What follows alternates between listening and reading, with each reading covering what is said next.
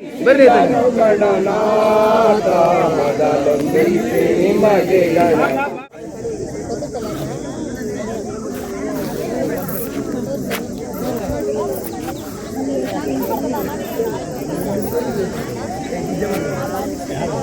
Side ಸ್ವಲ್ಪ side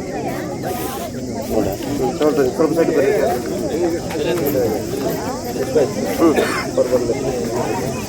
ಹೆಂಗೆ ಬರುತ್ತೆ ನೋಡೋಣ. ಸ್ವಲ್ಪ ಸೈಡ್ ಐತಿ.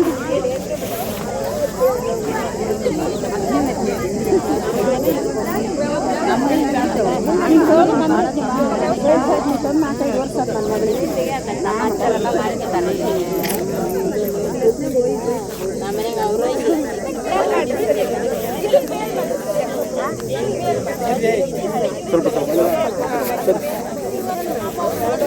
ಸ್ವಲ್ಪ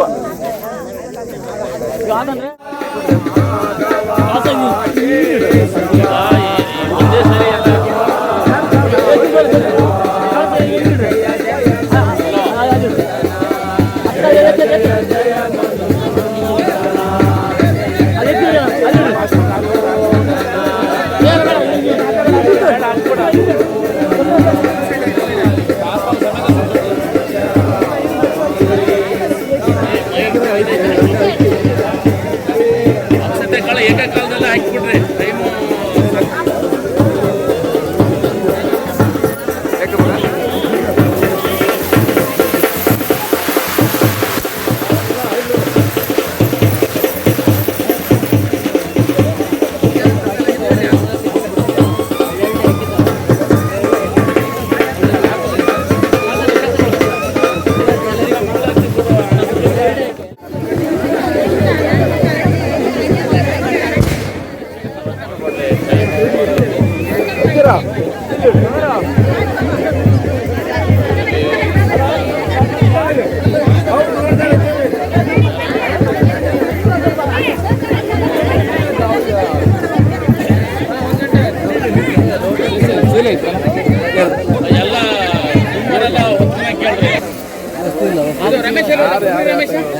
ಅಲ್ಲೇದಲ್ಲ ಒಬ್ಬೊಬ್ರು ಮಾಡ್ರಿ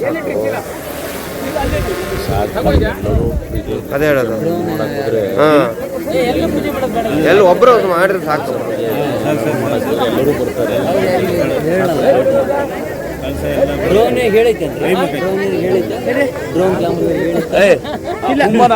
ಕುಂಬನವ್ರು ಹೊತ್ತನ ಕೇಳ್ರಿ. ಟೈಮ್ ಆಗುತ್ತೆ. ಇಲ್ಲೇ ಸಮಯ ನಾವು ಮಾಡ್ಬಿಟ್ರೆ ಅಲ್ಲಿದ್ದೇನು ಅಲ್ಲಿ ಏನು ಮತ್ತೆ ಮಾಡೋಕ್ಕಾಗಲ್ಲ.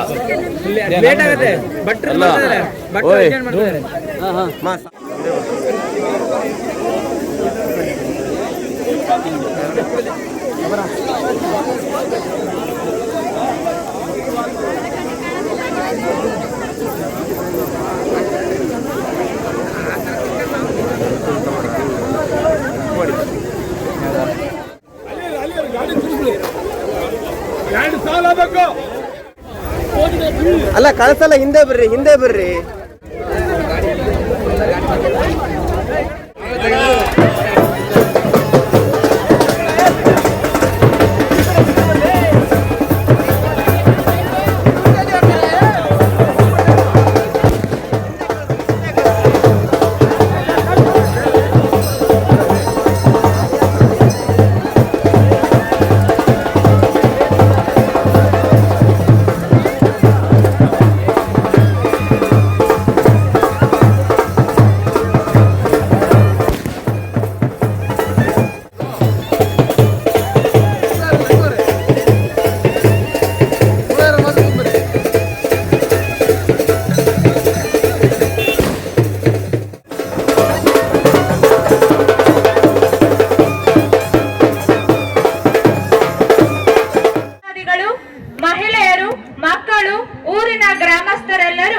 ಪೂಜ್ಯರ ಆಶೀರ್ವಚನವನ್ನು ಕೇಳಲು ವೇದಿಕೆಯ ಮುಂಭಾಗಕ್ಕೆ ತಕ್ಷಣದಲ್ಲಿ ಬಂದು ಆಸೀನರಾಗಬೇಕಾಗಿ ಈ ಮೂಲಕ ಸರ್ವರಲ್ಲಿಯೂ ವಿನಂತಿಸಿಕೊಳ್ಳುತ್ತೇವೆ.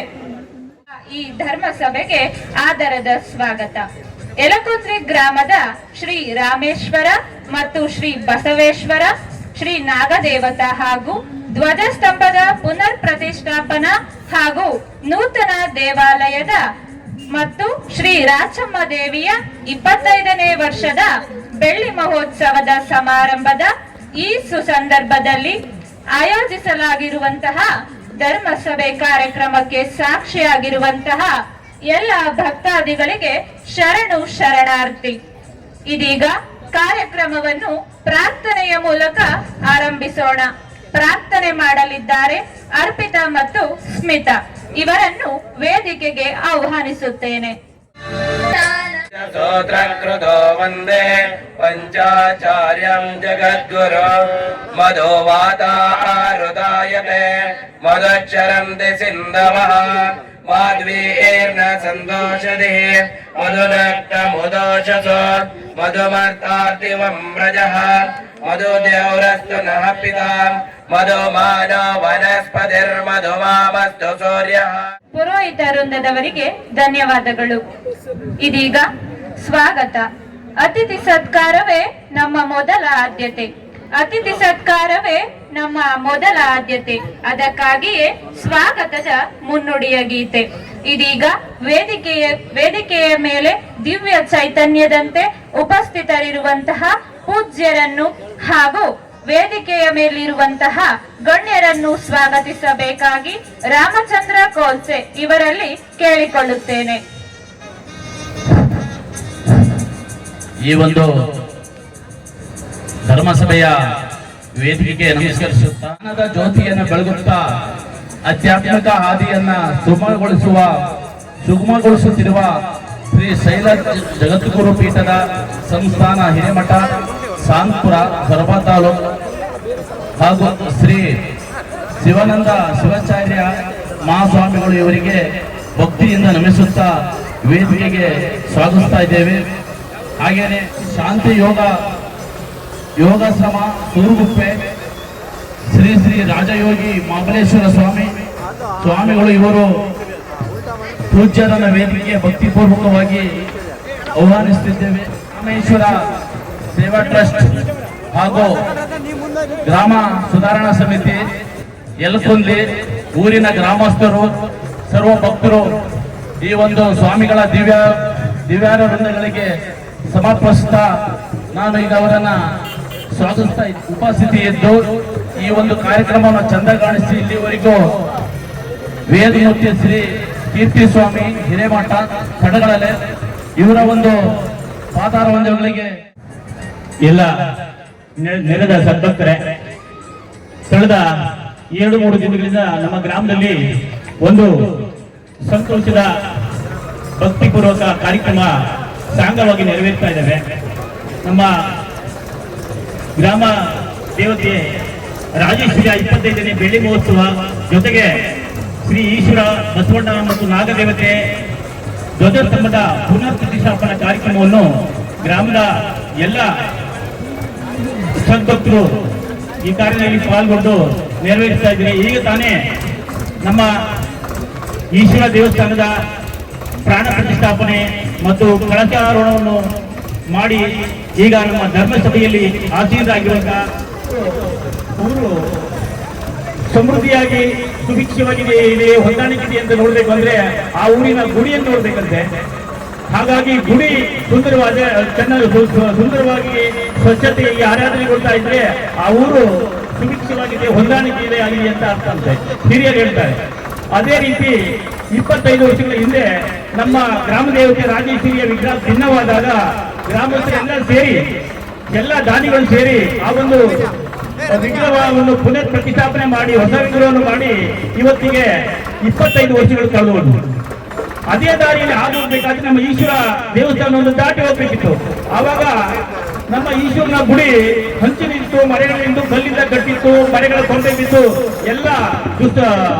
ಎಲ್ಲ ಶಿಥಿಲವಾಗಿತ್ತು, ಮನೆಗಳಿಂದ ತೊಟ್ಟಿಗ್ತಾ ಇತ್ತು. ಅಲ್ಲಿರುವ ಜಾಗಟೆ ಮತ್ತು ದೀಪಗಳನ್ನು ಮಂಗಗಳು ಹೊತ್ಕೊಂಡು ಹೋಗ್ತಾ ಇದ್ವು, ನೋಡ್ಲಿಕ್ಕೆ ಹಸಿಟ್ಟು ಕಾಣ್ತಾ ಇತ್ತು. ಹಾಗಾಗಿ 2018-19ರಲ್ಲಿ ನಾನು ಅಧ್ಯಕ್ಷತೆ ಆಗಿದ್ದಾಗ ನಮ್ಮೆಲ್ಲ ಊರಿನವರು ನಮ್ಮ ಸಮಿತಿಯವರು ಒಂದು ತೀರ್ಮಾನ ಮಾಡಿದ್ರು, ಇದೊಂದು ದೇವಸ್ಥಾನಕ್ಕೆ ಒಂದು ಕಾಯಕಲ್ಪ ಕೊಡಬೇಕು, ಹೊಸ ದೇವಸ್ಥಾನ ಮಾಡಬೇಕು ಅಂತ 7 ವರ್ಷದ ಹಿಂದೆ ಒಂದು ಅಡಿಗಲ್ಲು ಪ್ರಾರಂಭವಾಯಿತು. ನಾನು ಈ ಸಂದರ್ಭದಲ್ಲಿ ಒಬ್ಬ ವ್ಯಕ್ತಿ ಪದೇ ಹೇಳ್ತಾ ಇದ್ರು, ಆ ದೇವಸ್ಥಾನ ಕಟ್ಟಬೇಕು ಇವರೇ, ಅದೆಲ್ಲ ಎಲ್ಲರೂ ಮನಸ್ಸು ಮಾಡಿ ಅಂತ ಕುಂಬಿ ಪಂಚಮನೆ ರಾಮಪ್ಪ ಅವರು ಇದಕ್ಕೆ ಇನ್ನೊಂದು ಸ್ಫೂರ್ತಿ ಅಂತ ನಾನು ಈ ಸಂದರ್ಭದಲ್ಲಿ ಹೇಳಬೇಕಾಗುತ್ತೆ. 10 ಹಲವಾರು ಸಲ ಒತ್ತಾಯ ಪೂರ್ವಕ ದೇವಸ್ಥಾನಕ್ಕೆ ಕಟ್ಟಬೇಕು ಒಂದು ಒತ್ತಾಯ ಮಾಡಕ್ಕೆ ಅವರೊಬ್ಬ ಒಬ್ಬರಿಲ್ಲ ಹಲವಾರು ಸಲ ಪ್ರಸ್ತಾಪ ಮಾಡಿದ್ದನ್ನು ನಾನು ಈ ಸಲ ಪ್ರಸ್ತಾಪಿಸ್ತೀನಿ. ಅವರೆಲ್ಲರ ಮನಸ್ಥಿತಿ, ಇವೆಲ್ಲರ ಸಹಕಾರ ಮತ್ತು ದಾನಿಗಳ ಅಪಾರವಾದಂತ ಒಂದು ಹಣಕಾಸಿನ ನೆರವು, ಆರ್ಥಿಕ ಬಲ ಎಲ್ಲವೂ ಕೂಡ ಈ ದೇವಸ್ಥಾನ ಈ ಸುಂದರವಾಗಿ ಸುಸಜ್ಜಿತವಾಗಿ ಇವತ್ತಿನ ದಿನ ಒಂದು ಪ್ರಾಣ ಸ್ಥಾಪನೆಗೊಂಡು ಭಕ್ತಾದಿಗಳಿಗೆ ಒಂದು ಮುಕ್ತಿಯನ್ನು ನೀಡಲಿಕ್ಕೆ ಸಜ್ಜುಗೊಳ್ಳಲಿಕ್ಕೆ ಸಾಕ್ಷಿಯಾಗಿದೆ. ಆ ದೇವಸ್ಥಾನಕ್ಕೆ ನಮ್ಮ ಗ್ರಾಮದಲ್ಲಿ ಇವತ್ತು ಬಹಳಷ್ಟು ಜನ ಈಗ 7 ವರ್ಷಗಳು ತಡವಾಗಿದ್ದಕ್ಕೆ ಕಾರಣ ಹಲವಾರು ಇದಾವೆ. ಆರ್ಥಿಕ ಗ್ರಾಮದಲ್ಲಿ ಕೆಲವು ಬಂದಂತ ಹೊಂದಾಣಿಕೆ ಕೊರತೆ ಇರ್ಬೋದು, ಇವೆಲ್ಲವೂ ಸ್ವಲ್ಪ ತಡವಾದರೂ ಕೂಡ ನಮ್ಮ ಇವತ್ತಿನ ದಿನ 25 ವರ್ಷದ ಬೆಳ್ಳಿ ಹಬ್ಬ ಮತ್ತು ಈಶ್ವರ ದೇವಸ್ಥಾನದ ಪ್ರತಿಷ್ಠಾಪನೆ ಒಂದೇ ದಿವಸ ಅನುಷ್ಠಾನಗೊಳ್ತಿರೋದು ನಮಗೆ ತುಂಬಾ ಹೆಮ್ಮೆ ಆಗಿದೆ. ಊರಲ್ಲಿ ಅವರ ನೆರವನ್ನು ಹೋಗ್ತಾನೆ ಏನಿದೆ ಅನ್ನೋ ದಿನಗಳಿಂದ ಊರನ್ನ ಬೇರೆ ತಾತ್ಸಾರದೃಷ್ಟಿಯನ್ನು ನೋಡ್ತಾ ಇದ್ರು. ಇವತ್ತು ಎಲ್ಲದಲ್ಲಿ ನಮ್ಮ ಊರಿನ ಅಣ್ಣ ತಮ್ಮರು ಎಷ್ಟೋ ಜನ ಬೆಂಗಳೂರು ಅಲ್ಲಿ ಇಲ್ಲಿ ಹೋಗಿ ತಮ್ಮ ಜೀವನಕ್ಕಾಗಿ ಬದುಕು ಕಟ್ಕೊಂಡ್ರು. ಆ ಬದುಕು ಕಟ್ಕೊಂಡು ಇವತ್ತು ಅವರ ಸ್ಥಿತಿ ಅವರ ಸದೃಢತೆ ನೋಡಿ ನಮ್ಗೆ ಹೆಮ್ಮೆ ಆಗುತ್ತೆ, ಖುಷಿ ಆಗುತ್ತೆ. ಅವರೆಲ್ಲ ಆರ್ಥಿಕ ನೆರವು ಅವರೆಲ್ಲವೂ ಸಹಕಾರ ಇವತ್ತು ಈ ಊರಿನ ಎಲ್ಲ ಪ್ರಗತಿಗೆ ಕಾರಣವಾಗಿದೆ. ಹಾಗಾಗಿ ಇಂಥ ದೇಗುಲಗಳನ್ನು ನಾವು ಕಟ್ತಾ ಹೋದ್ರೆ ನಾವೆಲ್ಲರಿಗೂ ಒಂದು ಸುಂದರವಾಗಿ ಇಷ್ಟೊಂದು ಜನ ಈ ಒಂದು ಸನ್ನಿಧಿಗೆ ಸೇರ್ಲಿಕ್ಕೆ ಕಾರಣ ಈ ಒಂದು ದೇವರು. ಎಲ್ಲರಿಗೂ ಒಂದು ಮನೆಗಳಿದೆ, ಆದ್ರೆ ನಮಗೆ ಒಂದು ಮನೆ ಈ ದೇವಸ್ಥಾನ. ಮಾಡ್ತೀವಿ ಎಲ್ಲರೂ ಸೇರ್ಕೊಂಡಾಗ ಇದೊಂದು ನಮ್ಮನೆ, ಇದೊಂದು ನಮ್ಮೂರು. ಇವತ್ತು ನೋಡಿ ಎಷ್ಟು ಜನ ಅಕ್ಕ ತಂಗಿಯರು ಬಂದು ಇವತ್ತು ಆ ಕುಂಭ ಕಾರ್ಯಕ್ರಮದಲ್ಲಿ ಎಷ್ಟು ಜನ 200-300 ಜನ ಆ ಕುಂಭವನ್ನು ಹೊತ್ಕೊಂಡು ನೋಡಿ ಎಷ್ಟು ಚಂದ ಇತ್ತು, ಎಷ್ಟು ಸುಂದರವಾಗಿತ್ತು. ಅದು ನೋಡಲಿಕ್ಕೆ ವರ್ಣಾತೀತವಾಗಿತ್ತು. ಹಾಗಾಗಿ ಇವತ್ತು ನಮ್ಗೆ ಎಲ್ಲೆಲ್ಲೋ ಕೆಲಸ ಮಾಡ್ತಿರುವಂತ ನಮ್ಮ ಅಣ್ಣ ತಮ್ಮ ಜನ ಇವತ್ತು ಬಂದು ಈ ಕಾರ್ಯಕ್ರಮದಲ್ಲಿ ಪಾಲ್ಗೊಂಡು ಆ ಭಗವಂತನ ಕೃಪೆಗೆ ಪಾತ್ರ ಆಗಿ ಸಂತೋಷದಿಂದ ಇವತ್ತು ಪಾಲ್ಗೊಳ್ಳುವ ಒಂದು ಸುದಿನವನ್ನು ನಾವು ನೋಡೋದು ಇಂಥ ದೇವತೆ ಕಾರ್ಯಗಳಿಂದ ಮಾತ್ರ ಸಾಧ್ಯ ಅಂತ. ಸ್ವಾಮೀಜಿಯವರು ಬೇರೆ ಕಾರ್ಯಕ್ರಮಕ್ಕೆ ಹೋಗೋದ್ರಿಂದ ಬಹಳ ಅರ್ಜೆಂಟ್ ಇದ್ದಾರೆ. ಪ್ರಾಸ್ತಾವಿಕ ಸರಳವಾಗಿ ತಿಳಿಸ್ತೀನಿ. ನಿಮ್ಮೆಲ್ಲರ ಈ ಸನ್ನಿಧಿಯಲ್ಲಿ ಮಾತಾಡಲಿಕ್ಕೆ ಅವಕಾಶ ನೀಡಲಿಕ್ಕೆ ಈ ಸ್ವಾಮೀಜಿಗಳ ಸನ್ನಿಧಿಯಲ್ಲಿ ನಾವೆಲ್ಲರೂ ಅವರ ಮಾತುಗಳನ್ನು ಮಂಗಳ ಅಂತ ತಿಳ್ಕೊಂಡು ಅವರ ಮಾತುಗಳನ್ನು ಕೇಳುವ ಈಗ ಸೌಭಾಗ್ಯವನ್ನು ಪಡ್ಕೊಂಡು ಅಂತ ಹೇಳ್ತಾ ನನ್ನ ಮಾತಿಗೆ ಮಂಗಳ ಹೇಳುತ್ತೀನಿ. ತಮ್ಮೆಲ್ಲರಿಗೂ ನನ್ನ ನಮಸ್ಕಾರಗಳು.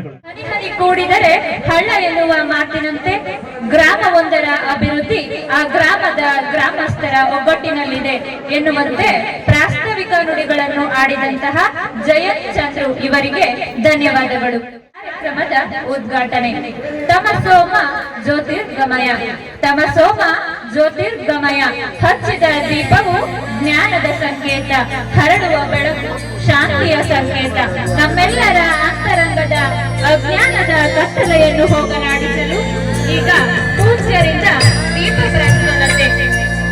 ಊರಿನ ಗ್ರಾಮಸ್ಥರೆಲ್ಲರೂ ಎದ್ದು ನಿಂತು ಜ್ಯೋತಿಗೆ ಗೌರವ ಸಲ್ಲಿಸಬೇಕಾಗಿ ಈ ಮೂಲಕ ಕೇಳಿಕೊಳ್ಳುತ್ತೇವೆ.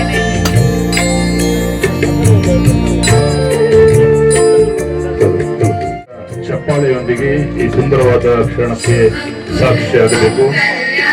ನಮ್ಮೂರಿನ ಒಂದು ಸುಂದರವಾದ ಕೈಂಕರ್ಯ, ಅದ್ಭುತವಾದಂತಹ ಕೈಂಕರ್ಯ, ಅದಕ್ಕೆ ಸಾಕ್ಷಿಯಾಗಿ ವೇದಿಕೆಯಲ್ಲಿ ಗುರುವರಿಯರುಗಳು ಜ್ಯೋತಿ ಪ್ರಜ್ವಲನೆಯ ಮೂಲಕ ಧರ್ಮಸಭೆಯನ್ನು ಆರಂಭಿಸ್ತಾ ಇದ್ದಾರೆ. ತಮ್ಮೆಲ್ಲರ ಕರತಾಡನ ಉತ್ತಮ ರೀತಿಯಲ್ಲಿ ಬರಬೇಕು ಈ ಸುಂದರವಾದ ಕ್ಷಣಕ್ಕೆ. ನಿಮ್ಮೂರಿನ ಪ್ರಮುಖರ ಶ್ರಮ, ಅನವರತ ಶ್ರಮದ ಫಲವಾಗಿ ದೇವಸ್ಥಾನದ ಹೊಸ ರೂಪ, ಹೊಸ ಕೈಂಕರ್ಯ, ಹೊಸತು, ಎಲ್ಲವೂ ಹೊಸತು. ಇದಕ್ಕೆ ಶ್ರಮಿಸಿದಂತಹ ನಿಮ್ಮೂರಿನ ಎಲ್ಲ ಮಹನೀಯರಿಗೂ ಚಪ್ಪಾಳೆಯ ಮೂಲಕ ಅವರಿಗೊಂದು ಗೌರವವನ್ನು ಈ ಸಂದರ್ಭದಲ್ಲಿ ಸಲ್ಲಿಸಬೇಕು.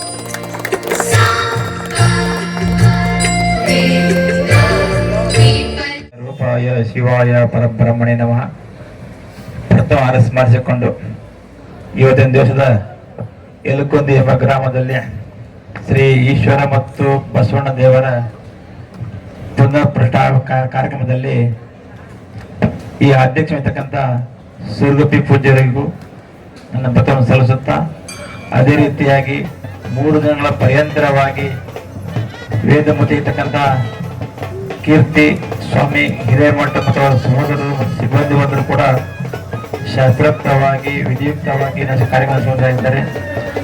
ಅದೇ ರೀತಿಯಾಗಿ ಈ ದೇವಸ್ಥಾನದ ಕಮಿಟಿಯ ಅಧ್ಯಕ್ಷರೇ ಹಾಗೂ ಎಲ್ಲ ಗಂಡ ಮಾತರೆ ಹಾಗೂ ಗ್ರಾಮದ ಹಿರಿಯರೇ ಹಾಗೂ ತಾಯಂದಿರೇ ಹಾಗೂ ಮುದ್ದು ಮಕ್ಕಳೇ, ಸಮಯ ಅಭಾವಾದರೂ ಕೂಡ ತಾವೆಲ್ಲ ಕೂಡ ಶಾಂತಿ ಕುಟುಂಬ ಬಹಳ ಖುಷಿ ಆಗ್ತದೆ.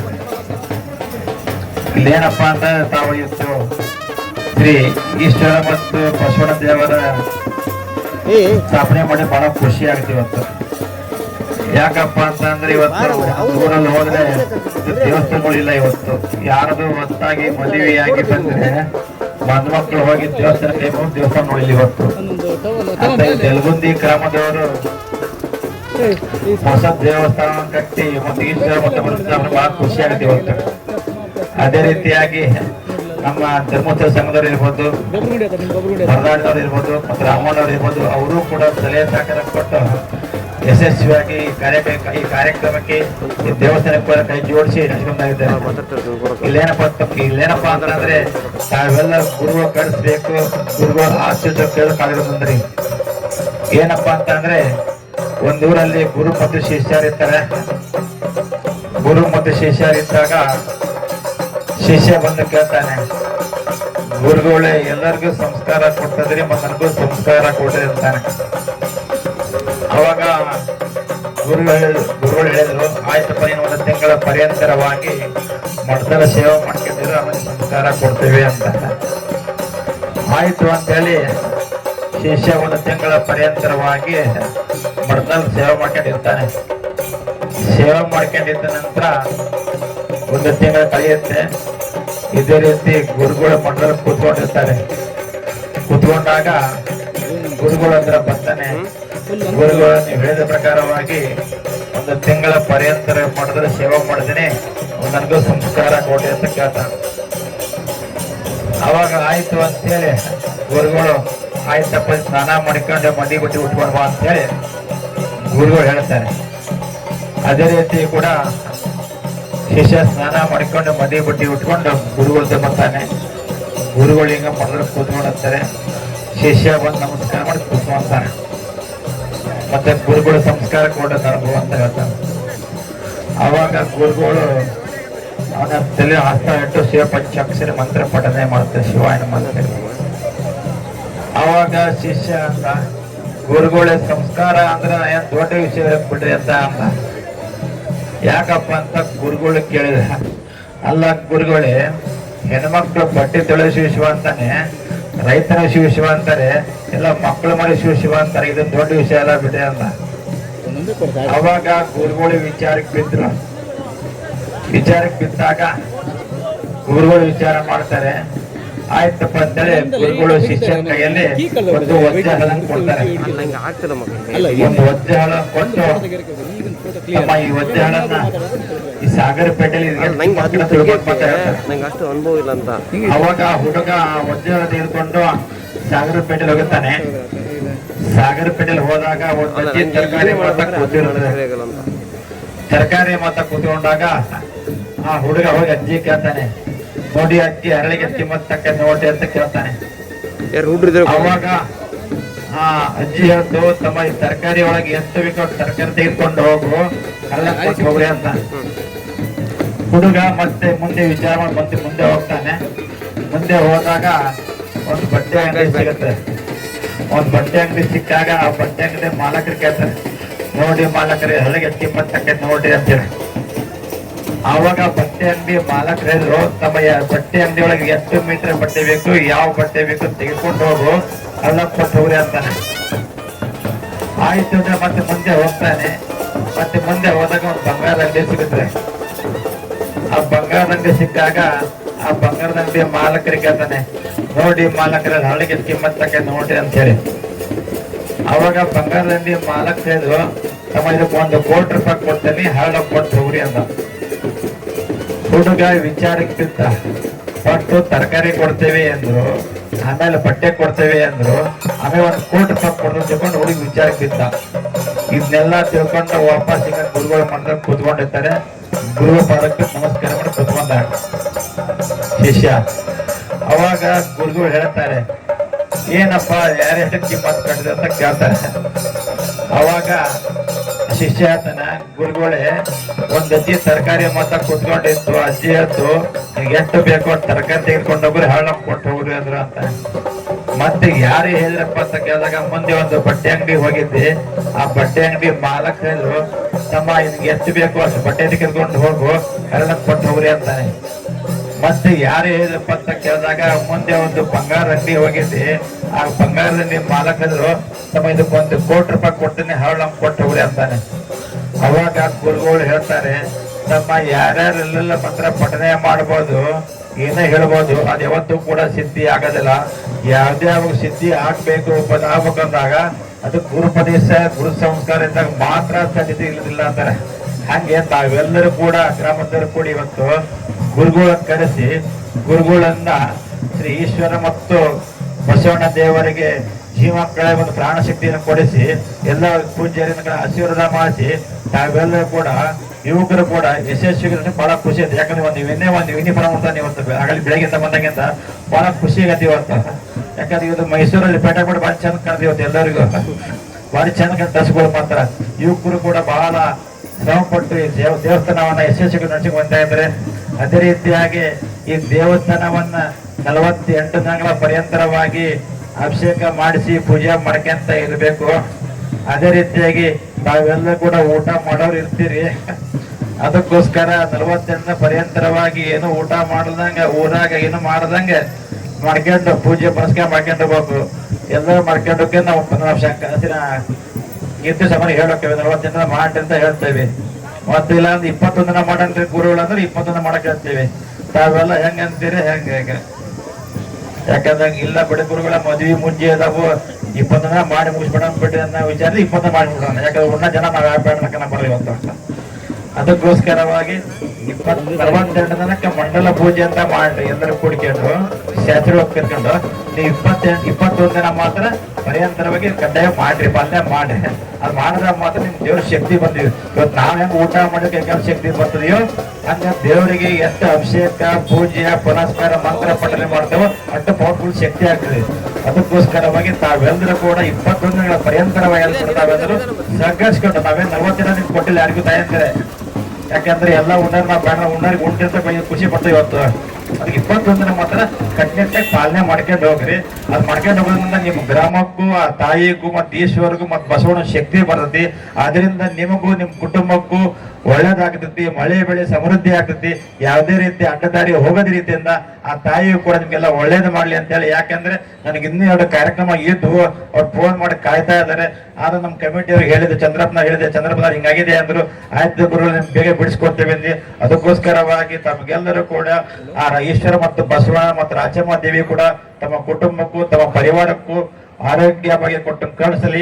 ಅದೇ ರೀತಿ ಮಳೆ ಬೆಳೆ ಸಮೃದ್ಧಿ ಆಗುತ್ತೇಳಿ 12 ಮಾತುಗಳ ವಿರಾಮ ಕೊಡ್ತೇನೆ. ಓಂ ಶಾಂತಿ ಶಾಂತಿ ಶಾಂತಿ. ಗುರು ಸಾಕ್ಷಾತ್ ಪರಬ್ರಹ್ಮ ತಸ್ಮೈ ಶ್ರೀ ಗುರುವೇ ನಮಃ. ನಮ್ಮ ಗುರು ಪೂಜ್ಯ ಗುರುಗಳಿಗೆ ಗೌರವ ವಂದನೆಯನ್ನ ಸಲ್ಲಿಸಬೇಕು ಅಂತ ಹೇಳಿ ವಿನಂತಿ ಮಾಡಿಕೊಳ್ತಾ ಇದ್ದೀನಿ. ಬಂಧುಗಳೇ, ನಮ್ಮ ಚಪ್ಪಾಳೆ ನೀರಸವಾಗಿದೆ. ದಯಮಾಡಿ ಜೋರಾದ ಚಪ್ಪಾಳೆಯೊಂದಿಗೆ ಗೌರವ ಗುರುಗಳಿಗೆ ವಂದನೆಯನ್ನ ಸಲ್ಲಿಸೋಣ.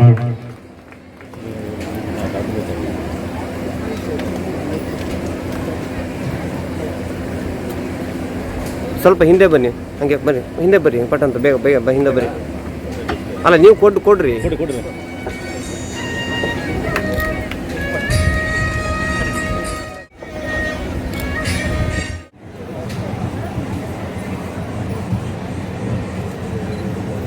सौराष्ट्रे सोमनाथं च श्रीशैले मल्लिकार्जुनः उज्जयिनी महाकाल ओङ्कारमेश्वरः पराळ्यामयजनाथ दाकिन्यां भीमशङ्करः चेतवन्दे दुरामेशं नागेशं धारुकावने वारणास्यां विश्वेश्वरं त्रयम्बकं गौतमीतटे हिमालयेषु केदारं गस्रमेकं शिवालय एतत् ज्योतिलिङ्गानि सायं पुण्यनरसप्तजन्मकृतपाप स्मरणेन विनिश्यति. श्रीरामेश्वराय नमः. ಕಲಕುಂಡಿಯ ಸಕಲ ತಾಯಿ ತಂದೆಗಳಿಗೂ ಅಕ್ಕ ತಂಗಿಯರಿಗೂ ಶರಣರಿಗೂ ಭಕ್ತರಿಗೂ ನಿರತರಾಗ್ತಾಗ ನಮಸ್ಕಾರಗಳು. ಮತ್ತು ಅತಿಥಿಗಳಾಗಿ ಬಂದಿರತಕ್ಕಂಥವರು, ಇಲ್ಲಿ ವೇದಿಕೆ ಮೇಲೆ ಇರ್ತಕ್ಕಂಥವರು, ಕೆಳಗಿರುವವರೆಲ್ಲರಿಗೂ ಕೂಡ ನಮಸ್ಕಾರ. ಇಂದಿನ ದಿನ ಸುದಿನ ನಾಳೆ ಎಂದರೆ ಕಠಿಣ. ನಾಳೆ ಮಾಡೋಕ್ಕಾಗದಿಲ್ಲ. ಈಗ ಮಾಡೋದು ಈಗಲೇ ಮಾಡೋದು ಈಗಲೇ ಕೇಳಬೇಕು. ಅದು ಜೀವನದ ಪರಮ ಗುರಿಯನ್ನ ತರಲಿಕ್ಕೆ ಸಾಧ್ಯ ಆಗ್ತದೆ. ಆಕಾಶಪಣಿತಂ ಭೋಜಂ ಸಾಗರಂ ಗಚ್ಚತಿ ಸರ್ವದೇವ ನಮಸ್ಕಾರಂ ಕೇಶಂ ಪ್ರತಿ ಗಚ್ಚತಿ ಎಂಬುವಂತೆ ಎಲ್ಲ ನದಿಗಳು ಪೂರ್ವ, ಪಶ್ಚಿಮ, ದಕ್ಷಿಣ, ಉತ್ತರ ಯಾವ ದಿಕ್ಕಿ ಹರಿದರೂ ಕೂಡ ಅದು ಒಂದಲ್ಲ ಒಂದು ದಿನ ಸಮುದ್ರವನ್ನೇ ಸೇರ್ತದೆ. ಯಾಕೆಂದ್ರೆ ಸಮುದ್ರವೇ ಆರೋಗ್ಯಪಟ್ಟದ್ದು. ಯಾವ ನದಿಯು ಸಮುದ್ರಕ್ಕೆ ವಾಪಸ್ ಬಂದಿಲ್ಲ, ನನಗೆ ಜಾಗ ಎಲ್ಲ ಸಮುದ್ರದಾಗ ಅಂತೇಳಿ. ಹಾಗೇನೆ ನಾವೆಲ್ಲರೂ ಪರಮಾತ್ಮನ ಅಂಶವಾಗಿರ್ತಕ್ಕಂಥವ್ರು. ಅಂದ್ರೆ ಎಲ್ಲ ಕರೆಂಟ್ ಒಂದೇ ಒಳಗಡೆ ಅದು, ಮೇಲ್ಗಡೆ ಬಲ್ಬ್ ಮಾತ್ರ ಬಣ್ಣ ಬಣ್ಣ ಇರ್ತಾವೆ. ಹಾಗೇನೆ ನಮ್ಮೆಲ್ಲರ ಆತ್ಮ ಎಲ್ಲ ಒಂದೇ ಆಗಿದೆ. ನಮ್ಮ ಗಮ್ಯಸ್ಥಾನ ಅಂತಕ್ಕಂಥದ್ದು ಅದೇ ಆಗಿದೆ. ಹೀಗಿರುವುದರಿಂದ ಈಗ ನಾವು ಯಾರು ಯಾಕೆ ಇದನ್ನೆಲ್ಲ ಮಾಡಬೇಕು ಅಂತಕ್ಕಂಥದ್ದಿದೆ. ಉದಾಹರಣೆಗೆ ಒಂದು ಪರಮ ಸತ್ಯವನ್ನು ನೀವು ತಿಳ್ಕೊಳ್ಬೇಕು. ಕಾರ್ಯಕ್ರಮ ಮುಗಿತು ಅಂತೇನೆ ಇರಲಿ. ಹೀಗಾಗಿ ಈ ಯಾರು ಬೇಜಾರಾಗಬಾರ್ದು. ಈಗ ಎಲ್ಲರೂ ಕೂಡ ಎಲ್ಲರಿಗೂ ಗೊತ್ತಿರೋ ವಿಚಾರಗಳು. ಎಲ್ಲಾ ಜನಾಂಗದವರು ತಮ್ಮ ತಮ್ಮ ಗುರುಗಳನ್ನ ಕಾರ್ಯಕ್ರಮ ಕರೀತಾರೆ. ಅಥವಾ ಐದಾರು ಜನ ಗುರುಗಳನ್ನು ಕರೀತಾರೆ. ಯಾಕಂದ್ರೆ ಗುರು ಅಂತಕ್ಕಂಥದ್ದು ಏನಿದೆ ಅದು ನಮ್ಮ ಮೂಲ ಸ್ಥಾನವಾಗಿರ್ತದೆ. ಅದು ಬಹಳ ಮುಖ್ಯವಾಗಬೇಕಾಗ್ತದೆ. ಹಾಗಾಗಿ ಈಗ ನೀವು ನಾವೆಲ್ಲ ತಿಳ್ಕೊಳ್ಬೇಕಂತ ವಿಚಾರ ಅಂತ ಹೇಳಿದ್ರೆ, ಡೆಲ್ಲಿಯ ಪಕ್ಕದಲ್ಲಿ ಯಮುನಾ ನದಿ ತೀರದಲ್ಲಿ ಒಂದು ಜನಾಂಗವಿದೆ. ಆ ಜನಾಂಗದವರು ಗಡ್ಡೆ ಮಾಡ್ತಿದ್ರು, ಹೊಲ ಮಾಡ್ತಿದ್ರು. ಉಳಿದ ಟೈಮ್ನಲ್ಲಿ ಯಮುನಾ ನದಿಯ ಮೀನನ್ನು ಹಿಡಿದು ಪಶ್ಚಿಮಾವತಿಯಲ್ಲಿ ಮಾಡ್ತಿದ್ರು. ಇದು ಇತಿಹಾಸ. ಬ್ರಹ್ಮೋತ್ತರ ಪುರಾಣದಲ್ಲಿ ಬರೆದಿರ್ತಕ್ಕಂಥದ್ದು.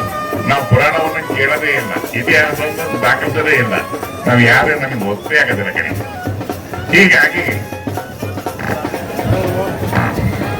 ಒಂದು ಸಾರಿ ಸಂತನು ಮಹಾರಾಜ ಆ ನದಿಯಲ್ಲಿ ಬರುವಾಗ ಆ ಗುಂಪಿನ ಹುಡುಗಿ ನೋಡಿದ. ಮದುವೆ ಆದ್ರೆ ಇವಳನ್ನೇ ಮದುವೆ ಆಗಬೇಕು ಅಂತೇಳಿ ಹಠ ಮಾಡ್ಕೊಂಡ. ನಾನು ಏನೇನೋ ಒಂದು ಸಂಧಾನ ಮಾಡ್ಕೊಂಡು ಅವಳನ್ನೇ ಮದುವೆಯಾದ. ಅವಳು ಸತ್ಯವತಿ ಅಂತೇಳಿ. ಆ ಸತ್ಯವಂತನೇ ತನ್ನ ಸಂತನು ಮಹಾರಾಜನಿಗೆ ಅವನ ಮಗನೇ ಭೀಷ್ಮಾಚಾರ್ಯ ಮದುವೆ ಮಾಡಿದ. ಮದುವೆ ಮಾಡುವಾಗ ಹೇಳ್ತಾನೆ, ನಾನು ರಾಜನಾಗದಿಲ್ಲ, ನಾನು ಮದುವೆನೂ ಆಗೋದಿಲ್ಲ, ನಿನ್ನ ಹೊಟ್ಟೆ ಹುಟ್ಟಿದವರೇ ರಾಜ ಆಗಲಿ ಅಂತ ಹೇಳಿ. ಸಂತನು ಚಕ್ರವರ್ತಿಗೆ ಆಮೇಲೆ ಆ ಕಾಲ ಕಳೆದ ಮೇಲೆ ಅವಳ ಹೊಟ್ಟೆಯಲ್ಲಿ ಚಿತ್ರವೀರ್ಯ ವಿಚಿತ್ರವೀರ್ಯ ಅಂತ 2 ಜನ ಗಂಡುಮಕ್ಕಳು ಹುಟ್ಟಿದರು. ಚಿತ್ರವೀರ್ಯ ಕಾಲಾಂತರದ ಕಾಲಾಗ್ತಾನೆ. ವಿಚಿತ್ರವೀರನಿಗೆ ಭೀಷ್ಮಾಚಾರ್ಯರು ಕಾಶ್ಮೀರದಿಂದ ಅಂಬಾಲಿಕೆ ಅಂತಕ್ಕಂಥ 3 ಜನ ಕರ್ಕೊಂಡು ಬರ್ತಾರೆ. ಅಂಬೆ ನಾನು ಮದುವೆ ಆಗಲ್ಲ, ಸಂಜೆ ಮದುವೆ ಮದುವೆ ಆಗ್ತೀನಿ ಹೇಳ್ತಾರೆ. ಅದಕ್ಕಾಗಿ ಅಂಬಾಲಿಕೆಯನ್ನ ಕೊಟ್ಟು ಆ ವಿಚಿತ್ರವೀರನಿಗೆ ಮದುವೆ ಮಾಡಿದರು. ಆ ವಿಚಿತ್ರವೀರ್ಯನ ತಾಯಿ ಅಂಬಾಲಿಕೆ. ಹಾಗಾಗಿ ಅವರನ್ನ ದೇವರು ಅಂತ ಕರೆದಿದ್ದರು. ಹೀಗೆ ಸತ್ಯವತಿಯು ಕೂಡ ಅದಕ್ಕಿಂತ ಮುಂಚಿತವಾಗಿ ವಶಿಷ್ಠ ಮಹರ್ಷಿಗಳು ಅಂತ ಕೇಳಿದರು. ಸಪ್ತ ಮಹರ್ಷಿಗಳು, ಒಬ್ಬರು ವಶಿಷ್ಠ ಮಹರ್ಷಿಗಳು. ಆ ವಶಿಷ್ಠ ಮಹರ್ಷಿಗಳಿಗೆ ಒಂದು ಸಾರಿ ಶಕ್ತಿ ಅಂತ ಮಗ ಹುಟ್ಟಿದ. ಆ ಶಕ್ತಿಯ ಪರಾಶರ ಅಂತ ಮಗ ಹುಟ್ಟಿದ. ಆ ಪರಾಶರರು ಒಂದು ನಡೆದಾಡುವಾಗ ಈ ಸತ್ಯವತಿ ನಡೆದಾಡ್ತಿತ್ತು. ಅವ್ರ ಮೇಲೆ ವ್ಯಾಮೋಹ ಆಯ್ತು, ಅವರಿಗೆ ಮೋಹ ಬಿತ್ತು. ಹಾಗೇನೆ ಆ ಸಮುದ್ರದ ನದಿಯ ಒಳಗಡೆ ಒಂದು ದ್ವೀಪವನ್ನು ಸೃಷ್ಟಿ ಮಾಡಿದರು. ಅಲ್ಲಿ ಮಂಜು ಕವಿಯಿತು. ಅಲ್ಲಿನೇ ಅವಳ ಮದುವೆಯಾದರು. ಮದುವೆಯಾದ ಮೇಲೆ ಅಲ್ಲೇ ಮಗು ಹುಟ್ಟಿತು. ವೈಸಂಪ ಅವರು ಬೇರೆ ವ್ಯಾಸರು ಆವಾಗ ಈ ಕಡೆಯಿಂದ ದೋಣಿ ಇಳಿಸಿದಾಗ ಪರಾಸರ ಮುನಿಗಳು ಹಿಡ್ಕೊಂಡು ಹೋಗ್ತಾರೆ. ಸ್ವಾಮಿ ನೀವು ಹೋಗ್ತಿರಲ್ಲ, ನನ್ನ ಗತಿಯನ್ನು ಮುಂದೆ ಅಂತ ಕೇಳಿದಾಗ, ನೀನು ಹೊಟ್ಟೆಯೊಳಗೆ ಹುಟ್ಟಿರೋ ಮಗ ನಿನ್ನ ತಡೆದು ಹೋಗ್ಬಿಟ್ರು. ಈ ನೆಲೆ ಬಂದಾಗ ಈ ಕಡೆ ಮಕ್ಕಳಿದ್ದ ವೇದವ್ಯಾಸರು ಅವ್ರು ಹಾಗೇನೆ ಅವರು ಅವ ನಿಮ್ಮಪ್ಪ ಆ ಕಡೆ ಹೋದ, ನೀ ಈ ಕಡೆ ಹೋದೆ, ಮುಂದೆ ನನ್ನ ಗತಿ ಏನು ಅಂತ ಕೇಳಿದ್ರು. ನೀನು ಯಾವಾಗ ಕರೆಸಿ ಅವಾಗ ನಾನು ಬರ್ತೀನಿ ಅಂತ ಹೇಳೋದು. ಇದು ಎಷ್ಟೋ ಕಾಲ ಕಳ್ಬೇಕು, ವಿಚಿತ್ರವಿದೆ, ಮದುವೆ ಆಯ್ತು, ಆದ್ರೆ ಮಕ್ಕಳು ಹುಟ್ಟಿಲ್ಲ ಅವನಿಗೆ. ಆವಾಗ ಆಗಿನ ಕಾಲದಲ್ಲಿ ಯಾರಿಗೆ ಮಕ್ಕಳಿಗೂ ಅವರ ಕಣ್ಣನ ಅವನೋ ಮಗನೋ ಯಾರನ್ನೋ ಯಾಕೋ ಸೇರಿ ನಿಯೋಗ ಅಂತಿದ್ದರು, ಸಂತಾನ ಬರ್ಕೊಂಡಿದ್ರು.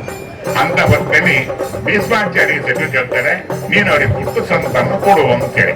ನೀನೇನ್ ಬೇಡ ಅವ್ರಿಗೆ ಕೊಡುವಂತ, ಇಲ್ಲ ನಾ ಬ್ರಹ್ಮಚರ್ಯ ಬಿಡೋದಿಲ್ಲ ಅಂತೇಳಿ ಅವನು ಹೇಳ್ತಾನೆ. ಆವಾಗ ತನ್ನ ಮಗನಾಗಿದ್ದ ವೇದವ್ಯಾಸನ ಕೇಳಿದ್ದಾರೆ, ವೇದವ್ಯಾಸ ಒಪ್ಕೊಳ್ತಾನೆ. ಹಾಗಾಗಿ ಅಂಬೆಯ ಹೊಟ್ಟೆಯಲ್ಲಿ ದುರತನು, ಅಂಬಾಲಿಕೆಯ ಹೊಟ್ಟೆಯಲ್ಲಿ ಪಾಂಡುರಾಜ ಹುಟ್ಟುತ್ತಾರೆ, ಅವರ ದಾಸಿಯ ಹೊಟ್ಟೆಯಲ್ಲಿ ವಿದುರ ಹುಟ್ಟುತ್ತಾರೆ. ಇದು ಆ ಕಾಲದಲ್ಲಿರ್ತಕ್ಕಂಥ ಕಥೆ. ಹೀಗೆ ಈ ಕಥೆ ಇಷ್ಟೇ ಬೆಳಕಂತ ಪಾಂಡವರ ಕೂಡ ಬೆಳೀತಾ ಬಂತು. ಆದ್ರೆ ಆನಂದದ ವಿರಾಟರಾಜನು ಕೂಡ ಅವನು ತೀವ್ರವಾಗಿರ್ತಾನೆ. ಹಾಗಾಗಿ ಆ ತೀವ್ರ ರಾಜನಾಗಿರ್ತಕ್ಕಂಥ ಆನಂದದ ವಿರಾಟರಾಜನ ಮಗಳನ್ನ ಉತ್ತರೆಯ ಕೊಟ್ಟು ಮದುವೆ ಮಾಡಿದರು. ಹೀಗೆ ಇಲ್ಲಿ ತನಕನೂ ದೇವರ ಪರವಾಗಿ ಬಂತು. ಇದು ಯಾಕೆ ಕೇಳಿದೆ ಅಂದ್ರೆ, ನಮಗೆ ನಮ್ಮತನವೇ ಅರಿವಿಲ್ಲ. ನಮ್ಮತನ ಅರಿವಿರೋದಕ್ಕೋಸ್ಕರವಾಗಿ ನಾವು ಇನ್ನೂ ಎಲ್ಲೋ ಕೆಳಗಿದ್ದವರು ನಾವು ಮುಟ್ಟಬಾರ್ದು. ದೇವರನ್ನ ಮುಟ್ಲೇಬಾರ್ದು. ನಾವು ಶಿವನಾಮಸ್ಮರಣೆ ಮಾಡ್ಲೇಬಾರ್ದು. ದೇವ್ರ ಹಣ್ಣು ಹೂನೇ ಹಾಕ್ಬಾರ್ದು, ನೀರನ್ನೇ ಹಾಕ್ಬಾರ್ದು. ಮತ್ತೆ ಆ ದೇವ್ರ ಕಿತ್ತೋಗ್ಬಿಟ್ಟು ಹೇಗೆ ಇದು ನಮಗೆ ತಂದಿರ್ತಕ್ಕಂಥ ಮೈಲಿಗೆ, ಮನಸ್ಸಿಗಂಟಿದ ಮೈಲಿಗೆ. ಇದನ್ನ ಒಬ್ಬ ಮಹಾತ್ಮ ಇವ್ರಿಗೆ ಮಾಡಬೇಕು ಅಂತ ಹೇಳಿ ಒಂದೇ ದಿನ ವ್ಯಾಪ್ತಿಯೊಳಗೆ ಇವ್ರು ಎಷ್ಟು ಜನ, 10 ಜನ ಇದು ಲಿಂಗ ಜನರು ಹಾಕ್ಬಿಡಿ ಅಂತ ಹಾಕ್ತಾರೆ. ಯಾರಿರ್ಬೋದು ಅವನು? ವಿಜಯನಗರ ಸಾಮ್ರಾಜ್ಯದ ಕೃಪರಾಯ 3 ಸಾರಿ ತಿರುಮಲ ತಾತಾಚಾರ್ಯನ ಕರೆಸಿ ಮನೆ ಒಳಗೂ ತುಳಸಿ ಕಟ್ಟೆ ಕಟ್ಟಿಸಿ ಜನಿವಾರ ಹಾಕಿಸಿ ಆ ಊರಿಗೆ ಒಬ್ಬ ದಾಸರನ್ನು ಮಾಡಿ ಆ ಮುಟ್ಟು ಬೇಡಿಗೆ ಅವರು ತೀರ್ಥ ಹಾಕ್ಸಿ ಅಂತ ಬಿಟ್ಟರು. ಹಾಗೆ ನಿಮ್ಮೂರ ಕೂಡ ಈ ದಾಸರ ಮನೆ ಅಂದ್ರೆ ಪೂಜೆ ಮಾಡ್ತಿದ್ದೀರಿ ಇರಲಿ. ಹೀಗೆ ಶ್ರೀಕೃಷ್ಣರಾಯ ಅನೇಕ ಜನರಿಗೆ ಜನಿವಾರ ಹಾಕಿದ. ಆದ್ರೆ ಆ ಜನಿವಾರ ಎಕ್ಕೆ ಇಟ್ಕೊಂಡ್ರೆ ಗೊತ್ತಿಲ್ಲ, ಆ ಕಾಲ ಕಡಿತು. ನಂತರ ಇದೇ ಪರಂಪರೆ ಮುಂದುವರಿದು ಬಂತು. ಕಾನೂರಿನಲ್ಲಿ ಮುರುಡಾಗಿರ್ತಕ್ಕಂಥ ಸಿಗಂದೂರು ಮುಳುಗಡೆ, ಅಲ್ಲಿ ವೀರಕೋಟಿ ನಾಯಕ ಅಂತ ರಾಜಕಾರಣ ಮಾಡ್ತಿದ್ದ. 62 ವರ್ಷ ಈ 1200 ಸೀನಿ ಅಂತ 1200 ಸೀನಿಗೆ ಅರಸನಾಗಿದ್ದ. 62 ವರ್ಷ ವೀರಕೋಟಿ ನಾಯಕ. 1030ರಿಂದ 1082 ಇರ್ತಾನ ವೀರಕೋಟಿ ನಾಯಕ. ವಿಠ್ಠಲ ಪರಮ ಭಕ್ತ ಅವನು. ಹಾಗಾಗಿ ಅವನು ವಿಠ್ಠಲನ ದೇವಸ್ಥಾನವನ್ನ ಕಟ್ಟಿಸಿದ. ಹಾಗೇನೆ ಶ್ರೀಕೃಷ್ಣರಾಯ ವಿಠ್ಠಲ ಪರಮ ಭಕ್ತನಾಗಿದ್ದವನು. ಹಾಗಾಗಿ ಪಾಂಡುರಂಗನ ಕರ್ಕೊಂಡು ಬಂದು ಪ್ರತ್ಯಕ್ಷ ಕರ್ಕೊಂಡು ಎಲ್ಲಿ ನಮ್ಮ ವಿಜಯನಗರದಲ್ಲಿ ಅಲ್ಲಿ ವಿಜಯವಿಠ ದೇವಸ್ಥಾನ ಕಟ್ಟಿಸಿದ. ಆ ಭಗವಂತ ಬಹಳ ಬುದ್ಧಿವಂತ. ಏನೇ ವರ ಕೇಳಿರ್ತಾನಂದ್ರೆ, ನನ್ನ ಭಕ್ತರಿಗೆ ನಾನು ತೊಂದ್ರೆ ಆದ್ರೆ ನಾನು ಇಷ್ಟಪಡ್ತೀನಿ ಬಿಡ್ರಾಜ ಅಂತೇಳಿ. ಹಾಗಾಗಿ ಅಲ್ಲಿ ಪಂಡ್ರಾಮದಲ್ಲಿ ದೇವರೆಲ್ಲ ಅಂತ ಕಡಿಮೆ ಶುರುವಾಗ್ತದೆ. ಅವಾಗ ವದಾಂಕಂತ ಬರ್ತದೆ ಅಂತ ಭಕ್ತ ಬರ್ತಾನೆ. ಹಾಗಾಗಿ ಆ ಭಕ್ತ ಬಂದು ಮಲಗಿರ್ತಾನೆ.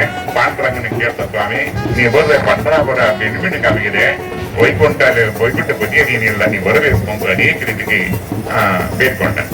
ಹಾಗಾದ್ರೆ ನೀನೇನು ಕಷ್ಟ ಆದಷ್ಟು ಅನುಭವಿಸ್ತೀಯ ಅಂದ. ಆಗ್ಲಿ ಸ್ವಾಮಿ ಏನ್ ಬೇಕು ಅನುಭವಿಸ್ತೀಯ ಅಂದ. ಹಾಗಾಗಿ ಬೆಳಗರಿಯೊಳಗನೆ ಆ ವಿಠ್ಠಲನ ಮೂರ್ತಿ ಇರ್ಬೇಕಂತ ಕಂಠಿ ಹಾರ ಈ ಭಕ್ತನ ಕೊರಳಾಗಿತ್ತು. ಈಗ ಇವನೇ ಕದ್ಬಿಡ ಅಂತ ಹೇಳ್ತಾರೆ, ಹೊಡೆದಿರ್ತಾರವನಿಗೆ ಬಹಳ ತೊಂದರೆ ಕೊಟ್ಟರು. ಕೊನೆಗೆ ವಿಠ್ಠಲ ನನ್ನ ಭಕ್ತರಿಗೆ ಹೊಡೆದು ನಾ ಹೇಳಿದ್ರು ಅಂತ ಬಿಟ್ಟು ಪಂಡ್ರಾಪುರ ಹೋಗ್ಬಿಟ್ಟಂತೇಳಿ. ಹೀಗೆ ಶ್ರೀಕೃಷ್ಣರಾಯನ ಕಾಲದಲ್ಲಿ ಆಯಿತು. ಶ್ರೀಕೃಷ್ಣರಾಯ ಕಾಲದಲ್ಲಿ ಈ ಜಗತ್ತೇ ಮೆಚ್ಚುವಂತ ನಾವು 4 ವೇದ ಹೇಳ್ತೀವಿ. ಋಗ್ವೇದ, ಯಜುರ್ವೇದ, ಸಾಮವೇದ, ಅಥರ್ವವೇದ ಅಂತಕ್ಕಂಥದ್ದು. ಅದರಲ್ಲಿ 5ನೇ ವೇದ ಅಂತ ವಿಶಿಷ್ಟವಾಗಿರ್ತಕ್ಕಂಥ ಯಾವುದು?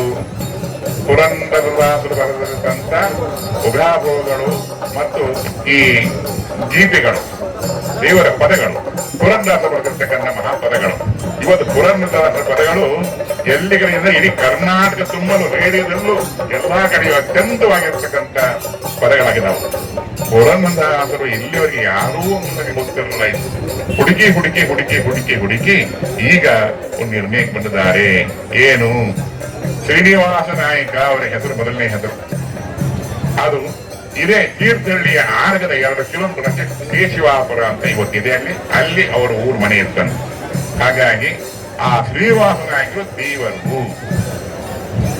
ಪಂಚಮ ವೇದವನ್ನು ಬರೆದಿರ್ತಕ್ಕಂಥ 18 ಪುರಾಣ, 6 ಶಾಸ್ತ್ರಗಳನ್ನು ಬರೆದಿರ್ತಕ್ಕಂಥವ್ರು ವೇದ ವ್ಯಾಪಾರಿಗಳು, ಅಗತ್ಯ ವೆಂಕಟಜಿ ಬರೆದಿರ್ತಕ್ಕಂಥವ್ರು. ಆದರೆ ಆ 4 ವೇದ ಬಿಟ್ಟು 5ನೇ ವೇದವನ್ನು ಬರೆದಿರ್ತಕ್ಕಂಥವ್ರು ಯಾರು? ಪುರಂದರದಾಸರು. 5ನೇ ವೇದ ಅವರು. ಅವ್ರು ಹೇಳಿರ್ತಕ್ಕಂಥ ವಿಷಯ ಯಾವುದೇ ಇಲ್ಲ.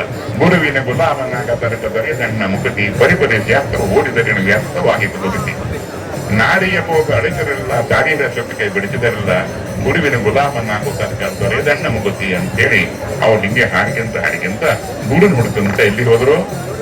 ವಿಜಯನಗರ ಸಾಮ್ರಾಜ್ಯಕ್ಕೆ ಹೋದ್ರು.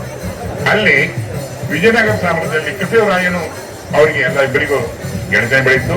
ಕೃಷ್ಣರಾಯರು ಇವ್ರನ್ನ ಸುಳ್ಳೋಗಿ ಬಂದು ನಿಜ ನೋಡ್ಬೇಕು ಅಂತ ಹೇಳಿ ಈ ಶ್ರೀನಿವಾಸ ನಾಯಕ 7 ಕೋಟಿ, ಅವನು 9 ಕೋಟಿ ನಾಯಕ ಅಂತ ಪ್ರಯೋಗ ಮೊದಲೇ. ಇಷ್ಟು ದೊಡ್ಡ ನಾಯಕ ತನ್ನ ಸೊತ್ತನ್ನೆಲ್ಲ ಬಿಟ್ಟು ಬಂದ ನಮ್ಮ ಕಡೆ ನಂಬಕ್ ಸಾಧ್ಯವಿದೆ ಅಂತ ಹೇಳಿ ಒಂದು ದಿನ ಬೆಳಗಿನ ಜಾವದಲ್ಲಿ ಅವ್ರು 3 ಮನೆ ಮಾತ್ರ ಭಿಕ್ಷೆ ಬೆಟ್ಟಿದ್ರು. ಬೆಳಗಿನ ಜಾವದಲ್ಲಿ ಮುದ್ದೆ ಹಾಕೊಂಡು ಹೋಗಿ ಅವರ ಜೋಳಿಗೆಯಲ್ಲಿ ಮುತ್ತಲಂತವನ್ನು ಸುಡಿದ್ರು. ಅವ್ರ 3 ಮನೆ ಭಿಕ್ಷೆ ಬಿಡೋದು. ಆಮೇಲೆ ತೋಡ್ತಾರೆ ಅಲ್ಲಿ ಮುತ್ತಲ ಮತ್ತೇನೇ ಇಲ್ಲ. ಕೊನೆಗೆ ಆ ಸರಸ್ವತಿ ಬಾಯಿ ಈ ಶನಿ ಇದ್ಯಾಕೆ ಬಂದ ಮನೆಗೆ ಅಂತೇಳಿ ಇಂಥ ಒಂದು ಗುಡ್ಡು ತೆಗೆದು ಆ ಬೂದ್ರು ಅದನ್ನ ಬರ್ಬೇಡ ಹೋಗು ಅಂತೇಳಿ. ಹೀಗೆ 1 ದಿನ ಆಯ್ತು, 2 ದಿನ ಆಯ್ತು, 3 ದಿನ ಆಯ್ತು. 3 ದಿನ ಈ ರೀತಿ ಮಾಡಿದ ಕೃಷ್ಣರಾಯರು. ಆಮೇಲೆ 3 ದಿನ ಏನು ಮಾಡ್ತಾ ನೋಡ್ಬೇಕು ಮುಂದೆ ಕೃಷ್ಣರಾಯರು ಅವ್ರ ಮನೆ ಹಿಂದೆ ಅಡಿ ಕುತ್ಕೊಂಡ್ರು. ಆಮೇಲೆ ಆ ಸರಸ್ವತಿ ಬಾಯಿ ಕೇಳಿದ್ರು, ಗುರುನಾಥ ಸ್ವಾಮಿ ಯಾರು ಈ ಪಾಠ ಹೀಗೆ ಮಾಡ್ತಿದ್ದಾರೆ ಅಂತ ಕೇಳಿದ್ರು. ಪಾಠಗಳು ಕೇಳಂಗಿಲ್ಲ. ಅವ್ರು ಪುಣ್ಯಾಪರಾಗಿರ್ತ ಮುತ್ತುರತ್ನ ಹಾಕೋರು ಸಾಮಾನ್ಯರಾಗಿರ್ತಾರೆ. ಅಂಜೋಳಿಗೆ ಮುತ್ತುರತ್ನ ಇದ್ದವರೇ ಆಗಿರ್ತಾರೆ. ನಮ್ಮ ಪರೀಕ್ಷೆ ಕಾರ್ಯದು ಸುಮ್ಮನಿರ್ಬೇಕು ಅಂತ ಹೇಳ್ತಾರೆ. ಆವಾಗ ಕೃಷ್ಣರಾಯರು ಬಂದು ನಾನು ಮಾಡಿದ ತಪ್ಪು ಅದನ್ನು ಬೇಡ್ಕೊಂಡ್ರಂತೆ. ಹೀಗಾಗಿ ಪುರಂದರದಾಸರು ನಮ್ಮ ಜನಾಂಗದವರು ದೇವರು ಅಂತಕ್ಕಂಥ ಒಂದು ಭಾವನೆ ಮೈ ನವಿರಲಿರ್ತಕ್ಕಂಥ ಇಂಥ ವಿಠಲನ ಭಕ್ತರು, ಭಗವದ್ಭಕ್ತರು, ಚಿಂತಕರು ಆಗಿರ್ತಕ್ಕಂಥ ಪುರಂದರದಾಸರು ಇಲ್ಲಿ ನೆರವು ಅಂತೇಳಿ.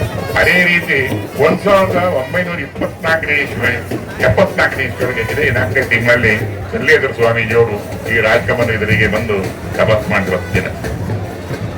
ಅದೇ ಇದು 24, ಈಗ 52 ವರ್ಷ, 51 ವರ್ಷ ಆಯ್ತಿದೆ ಸಲ್ಲೇಶ್ವರ ಸ್ವಾಮೀಜಿ ಬಂದು ತಪಸ್ ಮಾಡಿ. ಹಾಗಾಗಿ ಗುರುವಿನ ಪುಣ್ಯದಿಂದ ನಾವೆಲ್ಲರೂ ಇವತ್ತು ಈ ಸ್ಥಾನವನ್ನ ನಾವು ಪಡ್ಕೊಂಡಿದ್ದೀವಿ.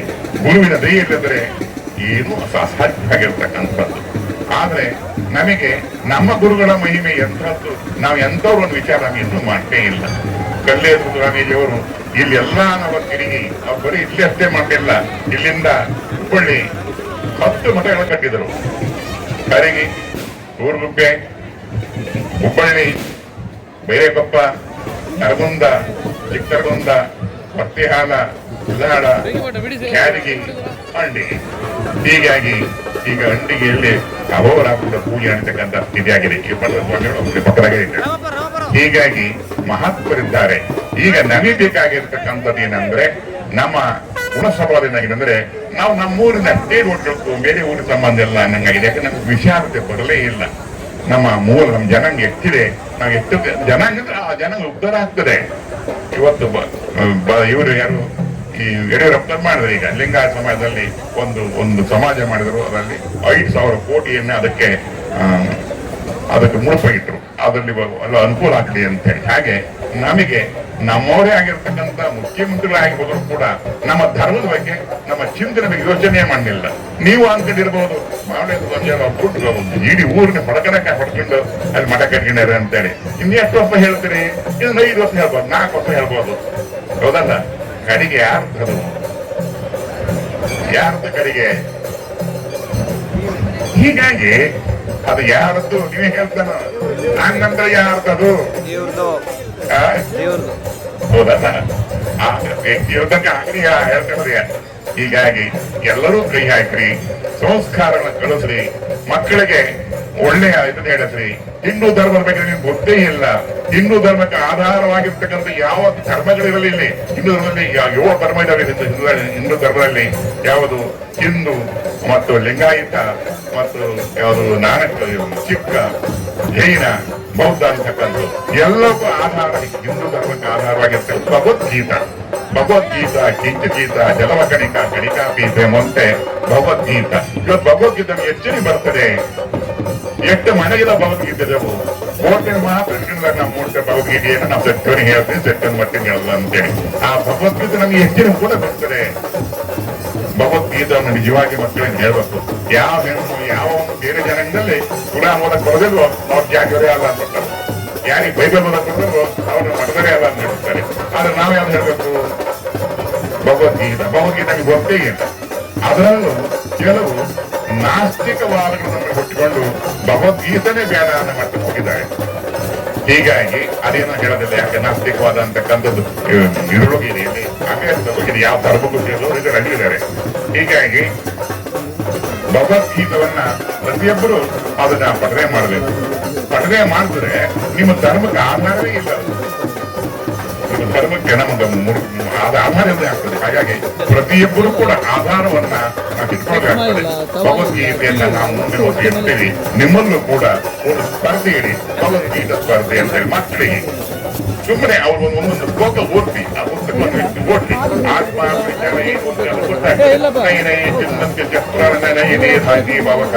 ಆತ್ಮ ಶಸ್ತ್ರಗಳನ್ನು ಕತ್ತರಿಸಲಾಗತ್ತು, ಬೆಂಕಿನ ಸುಡಲಾಗತ್ತು, ಗಾಳಿಯನ್ನು ಒಣಸಲಾಗತ್ತು, ಅಮರವಾಗಿತ್ತು ಆತ್ಮ. ದೇಹ ಮತ್ತು ನಶ್ವರವಾಗಿತ್ತು. ಹಾಗಾಗಿ ಮನುಷ್ಯ ಪ್ರತಿ ಪುನರ್ಪೆ ಜನನ ಪುನರ್ಪೆ ಮರಣ ಪುನರ್ಪೆ ಜನನಿ ಜನರೇ ಸಂಸಾರ ಬಹುತ್ತಾರೆ ಕೃಪಾಯಿ ಪಾಯಿ ಮುರಾರಿ ಅಂತ ಹೇಳಿ ಗೊತ್ತಿರ್ತದೆ. ಹೀಗಾಗಿ ಇದೇ ಒಂದು ಭಗವದ್ಗೀತೆ ನಾವು ಕೋಪ ಹೇಳ್ಕೊಂಡಿವಿ. ಅಲ್ಲಿ ಅದೇ ರೀತಿಯ ಪುರಂದಾಸರ ದಾರಿಯಲ್ಲೇ ನಮ್ಮ ಗುಡ್ಡೆ ನಾರಾಯಣಪ್ಪ 3 ದಿನ 3 ಹಗಲು ಹೇಳಿದ್ರು ಅವರು ಭಜನೆ ಕಲಿತಿರ್ತಾರೆ. ಹೀಗಾಗಿ ಆ ಗುಡ್ಡೆ ನಾರಾಯಣಪ್ಪರಿಗೆ ನಾವು ಈ ಸಮಯದಲ್ಲಿ ನಿಜವಾಗಿ ಗಮನ ಸಲ್ಲಿಸ್ಬೇಕು. ಹೌದಾ? ಹೀಗಾಗಿ ನಮ್ಮವರನ್ನ ನಾವು ಕಳಿಸ್ತಿದ್ರೆ, ನಮ್ಮವರನ್ನ ನಾವು ಕೂರಿಸ್ತಿದ್ರೆ ಮತ್ಯಾರು ನೋಡ್ತಾರನ್ನ ಯಾರು ನೋಡ್ತೇವೆ? ಅದಕ್ಕಾಗಿ ಶ್ರೀರಾಮ್ ಹೇಳ್ತಾನೆ, ಜನನೀ ಜನ್ಮಭೂಮಿ ಸ್ವರ್ಗದ ನೀಗರಿಯಸೆ. ನಾವು ಹುಟ್ಟಿದ ಭೂಮಿ ಸ್ವರ್ಗ ಸಮಾನವಾಗಿತ್ತು. ನಾವು ಹುಟ್ಟಿದ ಜಾತಿ ಅತಿ ಉತ್ತಮವಾದ ಜಾತಿ. ನಾವು ಕುಡಿಯುವ ನೀರು ಅತ್ಯುತ್ತಮವಾದ ನೀರು. ನಾವು ಉಸಿರಾಡುವ ಗಾಳಿ ಅತ್ಯುತ್ತಮವಾದ ಗಾಳಿ. ಇದು 7 ಕುಂಡ. ಕುಂಡ ಅಂದ್ರೆ ಈ ನೀರು ಬರ್ತದೆ ಅಲ್ಲ, ನೀರು ಹೇಳಿದೆ, ನೀರು ಬಂದು ಸೇರಿ ಕುಂಡ ಅಂತ ಹೇಳ್ತಾರೆ. ಹಾಗೆ ಈ ಸುತ್ತ 7 ನದಿಗಳು ಸೇರ್ತಾವ. ಲೆಕ್ಕ ಮಾಡ್ರಿ, ಎಷ್ಟು ಸೇರಿಲ್ಲ. ಸಿದ್ದಾಪುರ ನೀರು ಇಲ್ಲಿಗೆ ಬರ್ತದೆ, ಸರ್ವ ನೀರು ಇಲ್ಲಿಗೆ ಬರ್ತದೆ, ಸಾಗರ ಇಲ್ಲೇ ಬರ್ತದೆ, ಆ ಕಡೆ ನೀರು ಈ ಕಡೆ ಬರ್ತದೆ, ಎಲ್ಲ ಕಡೆ 7. ಹೀಗಾಗಿ ಇದು ಮಾತೃಭೂಮಿ. ಇದು ನಾವಂತೂ ಇದೇ ಊರಿನಾಗೆ, ಇದೇ ನೀವು ಊರ್ ಬೇರೆ ಹೆಂಗಿರ್ಬೋದು. ನಾವು ಇದೇ ಊರಿಗೆ ಹುಟ್ಟಿದೀವಿ, ಮುಂಚೆ ಇದೇ ಊರಿಗೆ ಕುಡಿದೀವಿ, ಇದೇ ಶಾಲೆಗೆ ಹೋಗಿದೀವಿ, ಇದೇ ಶಾಲೆಗೆ ಇದೀವಿ, ಇದೇ ರಸ್ತೆಗೆ ಇದೀವಿ ಈಗ. ಹಾಗಾಗಿ ನೀವು ನನ್ನನ್ನ ಏನು ವೇದಿಕೆ ಆಹ್ವಾನಿಸಿದರೆ ಇದು ಸ್ವರ್ಗದೊಟ್ಟು ಸುಖ ಕೊಡ್ತದೆ ನನಗೀಗ. ಅಷ್ಟು ಶಾಂತಿ ಆಗ್ತಾರೆ.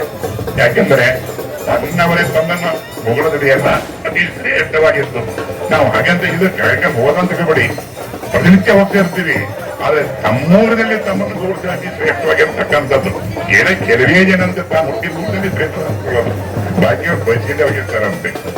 ಹೀಗಾಗಿ ನಿಮ್ಗೆಲ್ಲರಿಗೂ ನಿಮ್ಮದೇ ಹಣ ಖರ್ಚು ಮಾಡ್ಕೊಂಡು, ನಿಮ್ದೇ ದುಡ್ಡು ಖರ್ಚು ಮಾಡ್ಕೊಂಡು 100 ಲೆಕ್ಕ ತರಿಸಿ ಎಲ್ಲ ಊರಿಗೆ ಹಾಕಿ ಶ್ರಮಿಸಿದ್ದೀರಿ. ಅದಕ್ಕೆ ನಾವು ನಿಮಗೆ ಚಿರಋಣಿಯಾಗಿರ್ತೀವಿ. ಯಾಕಂದ್ರೆ ಮನುಷ್ಯನ ಜನ್ಮ ಅಂತಕ್ಕಂಥದ್ದು ಫೋಟೋ ಬಂದಂಗೆ ಕೈ ಪೂರ್ವತಲ್ಲಿಗೆ ಇನ್ನು 20 ವರ್ಷ ಇನ್ನು ಆಗ್ತದೆ ಗೊತ್ತಿಲ್ಲ. ಹಾಗಾಗಿ ನೀವೆಲ್ಲರೂ ಅದಕ್ಕೆ ಪುಣ್ಯದಲ್ಲಿ ಭಾಗಿಯಾಗಿದ್ದೀರಿ. ಅದರಲ್ಲೂ ಹೆಚ್ಚಾಗಿ ನಾವು ಇಲ್ಲೇ ಸೂರ್ಪಿಯಲ್ಲಿ ಮಠ ಮಾಡಿದ್ದಾಗಿದೆ. ಸೂರ್ಪಿಯಲ್ಲಿ ಮಠ ಮಾಡಿದ್ವಿ. ಅದೇನು ಎಲ್ಲ ಊರಿನ ಶೇರ್ ಮಾಡಿದ್ದೀವಿ. ಯಾರೋ ತಾಲೂಕಿನ ಶೇರ್ ಮಾಡಿದೀವಿ. ಸಾಧ್ಯ ಆದ್ರೆ ಬರ್ತಾ ಇರ್ರಿ, ಸುಮ್ಮನೆ ಬಂದು ಹೋಗ್ತಾ ಇರ್ರಿ. ಅದು ನಮ್ಮದು ಅನ್ನೋ ಭಾವನೆ ಬೆಳೆಸ್ಕೊಳ್ರಿ. ನಮ್ಮದು ಅನ್ನೋ ಭಾವನೆ ಬೆಳೆಸ್ಕೊಂಡ್ರೆ ಮಾತ್ರ ನಮ್ಮ ಮನೆಗೆ ದನ ಕಟ್ಟಾಕಿರ್ತೀವಿ. ದನ ನಾವು ಕರೆಯಕ್ಕೆ ಹೋಗಲ್ಲ, ಆಮೇಲೆ ಹಾಕೋದಿಲ್ಲ ಅಂದ್ರೆ ಬಿಡ್ಕೊಂಡು ನಮಗೆ ಹೊರಗಿದ್ದದು ಕೊಡೋದಿಲ್ಲ. ಅದೇ ಹಾಲು ಮೇವು ನೀರು ಹಾಕಿದ್ರೆ ಅದು ನಮ್ಮನ್ನ ಸರಿಯಾಗಿ ಕರೀತಿ, ಅದೇ ಕರೀತಿ ಬಾ ಅಂಬ ಅಂಬ ಅಂಬ ಹಾಲು ಕರೀನಿ ನನ್ನ ಅಂತೇಳಿ. ಹಾಗೇನೆ ನೀವು ಮಠಕ್ಕೆ ಹೋಗ್ಬೇಕಾಗ್ಬಿಟ್ಟು ಬಂದು ಹೋಗ್ತೀರಿ, ಅದ್ರ ಲಾಭ ನಿಮಗೆ ಸಿಗ್ತದೆ. ಇಲ್ಲ ಬೇರೆ ಬಂದ್ರೆ ಬೇರೆಯವರಿಗೆ ಹೋಗ್ತದೆ. ಅದಕ್ಕೆ ಅದು ನೇಮನೆ ಆಗಿದೆ. ಹಾಗೆ ಧರ್ಮೋ ರಕ್ಷತಿ ಬಾಬಾ ಮಾತಾಡಿದೆ, ಮಾತಾಡ್ಬೇಕನ್ನ ಆಶಿತ್ತು ಮಾತಾಡ. ನನಗ ಬೇಜಾರಾದ್ರೆ ಯಾರು ಕ್ಷಮಿಸ್ಬೇಡ್ರಿ. ಒಟ್ಟಿನಲ್ಲಿ ಈ ಒಂದು ಪುಣ್ಯ ಕಾಲದಲ್ಲಿ ನಾವು ಸೇರಿದ್ದೇವೆ. ಶಿವನ ಪೂಜೆ ಮಾಡಿದ್ದಾರೆ ಇವರು ಪುರಗಳಿಯ ಸ್ವಾಮಿಗಳು, ಅವರಿಗೂ ಕೂಡ ನಾನು ನಮಸ್ಕಾರ ಸಲ್ಲಿಸ್ತೀನಿ. ನಿಮ್ಮೆಲ್ಲರಿಗೂ ನಮಸ್ಕಾರ ಸಲ್ಲಿಸುತ್ತಾ ಪುನಃ ಎಂದತೆ ಬರಲಿ. ಓಂ ಶಾಂತಿರಸ್ತು, ಪುಷ್ಟಿರಸ್ತು, ತುಷ್ಟಿರಸ್ತು, ವೃತ್ತಿರಸ್ತು, ಆಯುಷ್ಯಮಸ್ತು, ಆರೋಗ್ಯಮಸ್ತು, ಸರ್ವಾಭಿಷ್ಟ ಫಲಪ್ರಾಪ್ತಿರಸ್ತು. ನಾವೇ ಅನ್ಕೋಬೇಕು, ನಾವೇ ಅನ್ಕತೆ ಹೋಗ್ಬೇಕು.